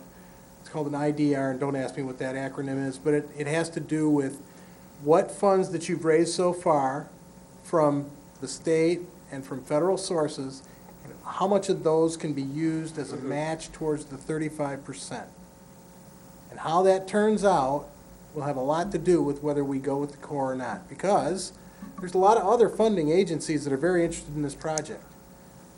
And CRA has been pretty successful at getting millions of dollars already. I think we've got, of this project, I think we still have $5 million to go, but $2 million is in the hopper right now, and we've got still Of the another phase year. two. We got The another phase two couple funding cycles before we actually get really into the construction and tearing apart of all this. So, But they will can they come raise to it? the It's just an uncertainty. You just don't know. They're going to try. Wait one second, but they are going to come to the board and ask for the dollar amount in the gap between the critical bridge grant and the total construction cost of the Casper Bridge. Somebody's got to fund that. And that is who? Us. There you go. Okay, so that was. We the- made that commitment. Yeah, right, and that was the first thing, but before I take any questions, I need to finish phase two, because this is what was interesting to me. I told Dave I enjoyed this, and first of all, they were all wonderful to work with, very forthright with answers, and I appreciated everyone's time. The second phase of this is $7.1 million. It is a river restoration and removing the dam. It is dealing with the powerhouse. There's a couple different options there, but they roughly cost the same. Regardless, it's all rolled up into 7.1 million. Of that 7.1 million, they have roughly allocated 2 million to that project right now. So they are still looking for roughly $5 million to finish part B of phase two. So my question is, if they don't raise it, we own the dam. We have to remove the dam. So I'm just throwing a number out there. If they only raise $5 million and we need 7.1, who pays for it? The county. There we go. These are the answers that I wanted. And I appreciate, it is what it is. I don't want to argue about why or who or when. It is what it is. And we need to know when we're talking about unfunded pension liabilities, or we're talking about a jail or soil erosion, whatever discussions come up, this is one of those things. It's like if we're at home and we have a credit card we just pretend doesn't exist. And so we just don't ever, it needs to be part of the discussion. And I appreciated everyone that day talking about it. It's all about communication and miscommunication. So that's where we stand on the Boardman Dam. Then we have the Sabin Dam following that, which the county owns. Now, the interesting thing about the fundraising was the people were willing to fund the river restoration portions of this. So we don't appear to be in as bad a shape as we are with the bridge. So while I was heavily misunderstood in the bridge and my discussion of it, ultimately what I wanted to know is, what do we have to pay and when?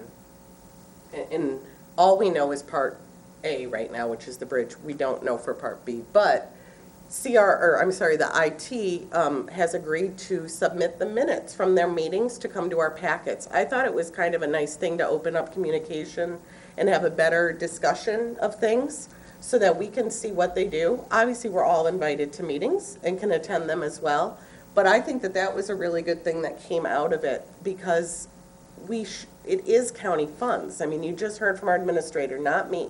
I can't be misquoted on that one. It's coming from the county taxpayers. So that's what I found out. Not yet, but yeah. I mean, Good. the $457,000, they are telling us that they haven't gotten a funding source specifically for that. The funding sources they do have got to go to the restoration of the river. The Part B. If you want to do the Cass Road Bridge, it's going to cost about $457,000, and somebody's going to have to come up with the money for that, which means that we do. Right. Because we have an agreement with the road commission says they don't. Right. So, Dan? Okay, if we didn't do the Cass Road Bridge, and I'm not saying I want to or don't want to right now. Sure. But if we didn't do it, would they still switch the river back to its original bed? Yes. All right. So That's the it's not cheapest way to ridiculous. do the It's river not restoration. ridiculous to put a bridge where it's not going to be used for a year, because the bed's going to go there Well, anyway. it's going to be used, it's not going to be used, it's not going to have water under it. Oh. It's going to be used. They'll move the road a year But it's not before gonna they be- take the dam Okay, out. she's not They're going going to to build it in the there. dry. It's also cheaper to build it in the dry. They drive and on it. Let you drive on it. They're going to dig that all We out can put a and get it ready for the river to hot come tub under it through. or something. So they're moving the bed of the river no matter what. Right. Okay. And that is the original river bed. And As near as we're can going to be get a presentation on this next month, and they're going to go over all the things they know and the things they don't know. And on one hand, there's a lot of uncertainty involved, and on the other hand, it's a really great project, and there's a lot of hope involved. I mean, you can almost see the momentum. And as a board, I would strongly recommend that you learn about it as much as you can and take this opportunity when the IT comes in and gives you the kind of the backstory to the whole thing and what's going on with it. Take advantage of these meetings that are coming up with the community stakeholders, right, in the next We have one few Thursday. weeks. Yep, one tomorrow. Because we need to keep that momentum going. I mean, it's our project. The County Board of Commissioners and the City Council, City Commission, many years ago, in 2009, I believe, made the decision after a long process that they were pulling those dams out. They weren't going to fix them. They weren't going to do hydroelectric power. But we are under orders from the DEQ to get that out of there. We have a consent agreement that says we were going to get them done by 2012. What happens if we don't abide by the consent agreement with the DEQ? Well, we could be fined anywhere from $10,000 to $25,000 a day if they wanted to. And yes, Then we that's have a to pay that fact. bill. But I don't think they would do that, and I wouldn't want to, use that as, the scare technique. But that's truly, it's a dam that is on the high hazard list, and it's going under inspection again this year. I just sent paperwork off to the state to ask them to do our inspection for us, because we can either hire our own engineer or we can ask them to do it. I asked them to do it. And we're hoping they don't get excited with us and say, that thing's got to be, you're going to have to make some improvements right now for public safety. I don't think that'll happen because the Boardman Pond has been drained to such a low level that it shouldn't be a problem, but it's a bad Because the dam. bridge construction goes a year before, There was one in dam Marquette removal. like ours that so we'll be broke. driving over the old dam for a year while they're constructing the bridge. Christine? Well, as you know, I am not in favor of the Cass Road Bridge. I am in favor of Hammond-Hartman connection, and that does not necessarily have to be a bridge. But in any event, my question is, can we shift our priorities? I mean, as far as I'm concerned, our priority ought not to be a bridge. Our priority ought to be removing the dam. Mhm. Can we, we don't have to build the bridge first. Can't we take the dam out first and then? What I'm trying to say, I asked that question, and And you were warmly received, right? well, I didn't go in with any, I let them know right away. I didn't agree with Part A of Phase 2. I don't think it's a need for our county tax funds. They said that, I believe it was engineering-wise, because of had to do with the river restoration. It wasn't about the construction of the bridge or the dam itself. It was about the process of restoring the river that A went before B, obviously, but that A was the bridge. But Yeah. I don't know that. I think it's a lot more expensive to put a bridge in after the river is running. I think that's why they made that decision. Because, back in June of 2013, when they asked the question, okay, now we're talking about the Boardman Dam now, and Cass Road runs over it. And what are we going to do about this road? Because this is what we're going to do with the river. This is what's going to happen. If we go with the core, or if we don't go with the core, we're going to put the river back down here 500 feet to the west. And, the decision was made at that time to include the bridge in the project. That was the decision. And what time period was that? June 2013. But when did the bridge become part of the project? Day one? That was the day we asked the question, okay, do you want a bridge or don't you? And the answer was yes. With the board, joint meeting with the board commissioners and No, the I road mean the commission. whole project itself. Well, it's always been part of the. From day one, the reconstruction of a Cass Road Bridge has been part of the Boardman Rivers Dams process. From the And very first day. from the very first day, and I probably sat through close to 100 meetings over a 10-year period. And never one time did I ever hear a discussion about not replacing the Cass Road Bridge. From the very beginning. I beg to differ. Well, I it's not- brought the discussion up in this room several times. Well, I'm just saying that You just said through the whole public process, the word was always that the Cass Road Bridge was be replaced. And when we talk about Hartman-Hammond as an east-west corridor, let's not forget Cass Road is also a north-south That's right. corridor. Everyone that goes to Paradise Township out through River Road uses Cass Road to get there. We're not even close to having a discussion of being ready to be shovel-ready, if you will, for a Hartman-Hammond bridge. We are for a Cass Road bridge. I believe that Mr. Cook should send his tree trimming crew out next week and cut down the damn trees in the easement, if you want my opinion. But I want to make this clear, this is not about the Hartman-Hammond. I simply wanted to know, we signed a contract for Cass Road Bridge, when does the Cass Road Bridge Cass Road break Bridge ground? has been a key part of the Boardman River Dam resurrection since the very beginning of the process. Were you aware as a commissioner on the board this long that we could be paying upwards of $500,000 for the bridge out of the county general fund? Yes. Okay. Christ. There's two. Getting late.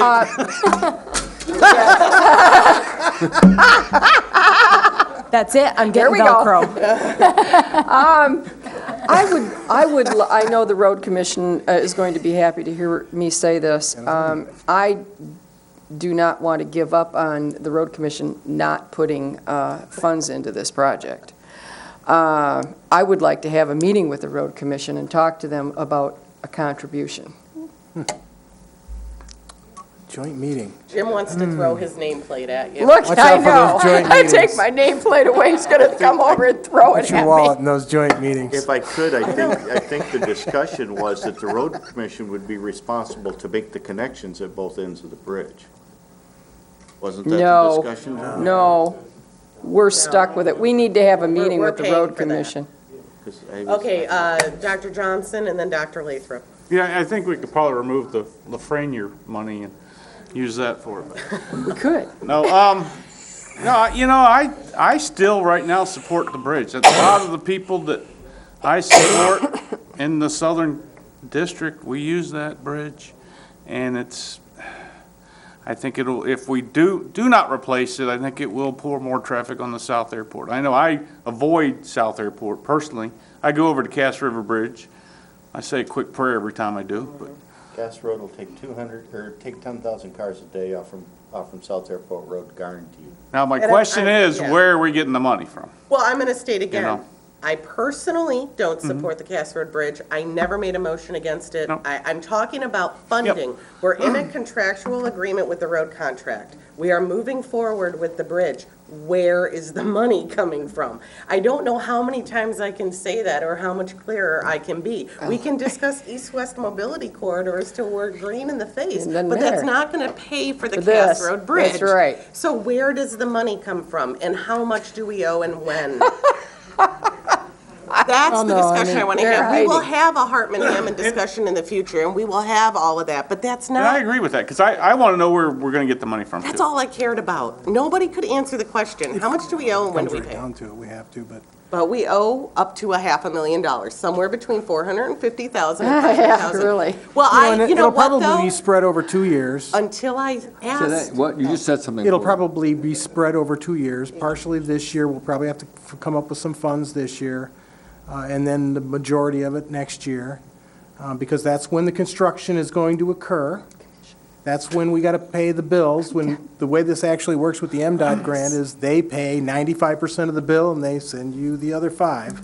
So you got to pay it as it comes in. So that'll be paid through the summer, I guess, next year, if everything goes according to the current schedule. You know, it's not an insurmountable amount. It's a one-time amount. It's not something I'm going to lose a lot of sleep over. I didn't lose a lot of sleep over the Lafreniere money. But, you know, it's money you could use for other things. You could use it for this, that, or the other thing that we need in the county. we just argued about a $4,000 probate I know. court position, and we're Well, that's- talking that's about continuous money, though. $500,000. That's $4,000 every year. We do have that revenue sharing that may increase. We just got some revenue sharing, oh, yeah. And the governor approved revenue sharing at full funding. You know, No, that's not funny, that's really great. I mean, the governor's, Road Commission. Okay. Dan. I want to say that I think if that bridge does do north-south, not just east-west, and if you do build it, it's going to be beautiful and usable, and traffic will increase on it greatly.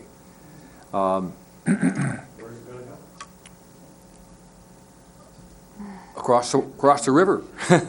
Yeah. Over the river and through the woods. But well, it serves a purpose right now, just as it is. I mean, the school has talked about it, how much they rely on it. And I'll tell you, my constituency, I get a lot more, people say that they want to do Hartman-Hammond, but not to the exclusion of Cass Road. That's what I've been hearing from my voters. So I don't want to be quick to throw out Cass Road Bridge. you know, and I also want to throw out the rest of the dam project. You know, there's a lot of fundraising that needs to be done, and there are a lot of funders that are interested in the Save Our Great Lakes program. There's a lot of grant funding programs that will put money into this project and have. But if you get to the point where you need the money and you know, the county's on the hook for it, we have to remove the dam and we don't have, you know, enough money collected. I mean, you know, it's just like any other thing that you've got a big bill, you're gonna have to go out and bond for it. Or you know, and you turn it into a 5-year or a 10-year note that you pay so much per year on it. I mean, if that's, you know, if we don't have the money in hand, all the money in hand, although we do have significant funds, you know, it's not like we've been I just living on a wanted, shoestring I here, just but wanted we're all not. of us to know. How many people knew this prior to when we were having this discussion last month? How many, did anyone have an answer for me when I asked them how much we were gonna be paying for Cass Road Bridge? No. Still don't have an answer. But we know it's between $450,000 and $500,000, and we're paying it in the next 2 years. We know that. That's a good thing to know. We argue about little teeny tiny pieces of the budget, and we didn't know that. That's a big deal. Well, I just, you know, I was just made aware of this, that, you know, we just can't raise that money. I understand that. That just came around about November for me. I agree. It was like, what? But now I we thought need were to gonna- know it. Somebody had to say it, regardless of what detriment they paid for it. Somebody had to say, how much does this cost us? I'm happy I know the answer now. When we're arguing about pension obligation bonds and how much we should pay for them, now we'll know. That if Phase 2 Part B does not raise $7.1 million, we may be having a bill in the future as well. And we may have a bill in the future for Sabin. I'm not saying it's gonna happen, I'm saying it's possible. Wouldn't you wanna know that? It shouldn't have been this hard. Shouldn't have been this hard. I think shame on us.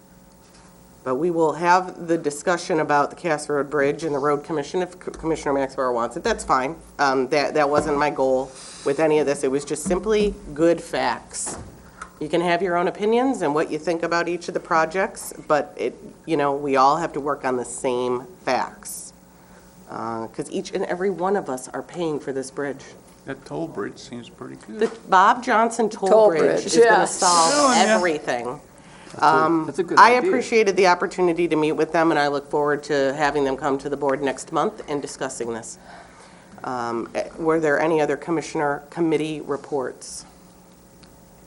I just wanted to let everyone know that I did go up to accept some 2% money this morning from the Grand Traverse Band, and I did accept on behalf of 3 recipients the Kingsley 2015 graduation project, and it gave me an opportunity to highlight Kingsley schools who, through state rankings, Kingsley schools came in number 3 in the state of Michigan, number 3. As far as performance goes. And so I got to say that, and I also accepted for the at-risk boxing program for young people, and the Horses for Heroes program, which helps veterans. So I just wanted to let risk it. $15,000. Good. And I also wanted to just let everybody know very quickly, at the last board meeting, I did tell everyone that we would be holding off on looking at the soil erosion ordinance until after Mr. Cooney's trial. It appears that Mr. Cooney's trial is not going to come to fruition, so I will be moving ahead a little faster on the getting a group together for the soil erosion ordinance than I had originally planned. I'm looking forward to that. Sunny and then Dan. Last week, there was discussion about the jail beds saved by Community Corrections. I think you all got an email from Sharice Shrively.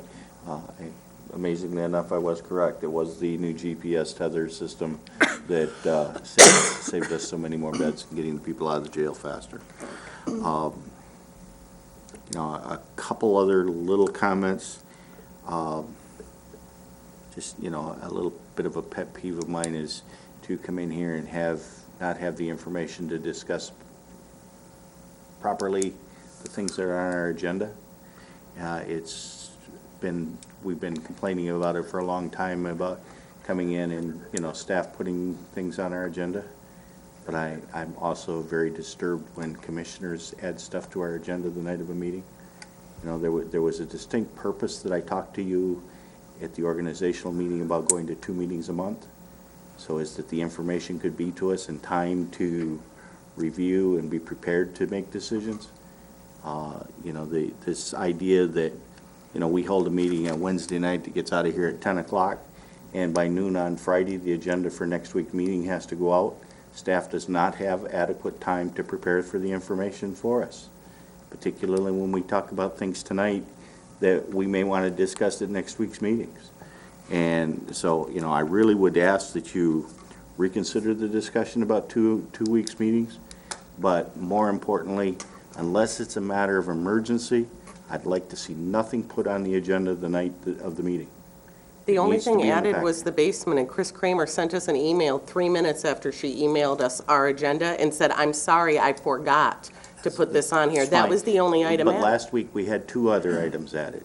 I'm just saying, we were routinely adding stuff every night, and we shouldn't be doing that. The agenda packets go out. We shouldn't, unless it's an emergency, we should not be adding stuff to the agenda the night of meetings. That was on Chris Kramer's. Okay, do we have Dan? Yeah, I met with Tom Menzel today about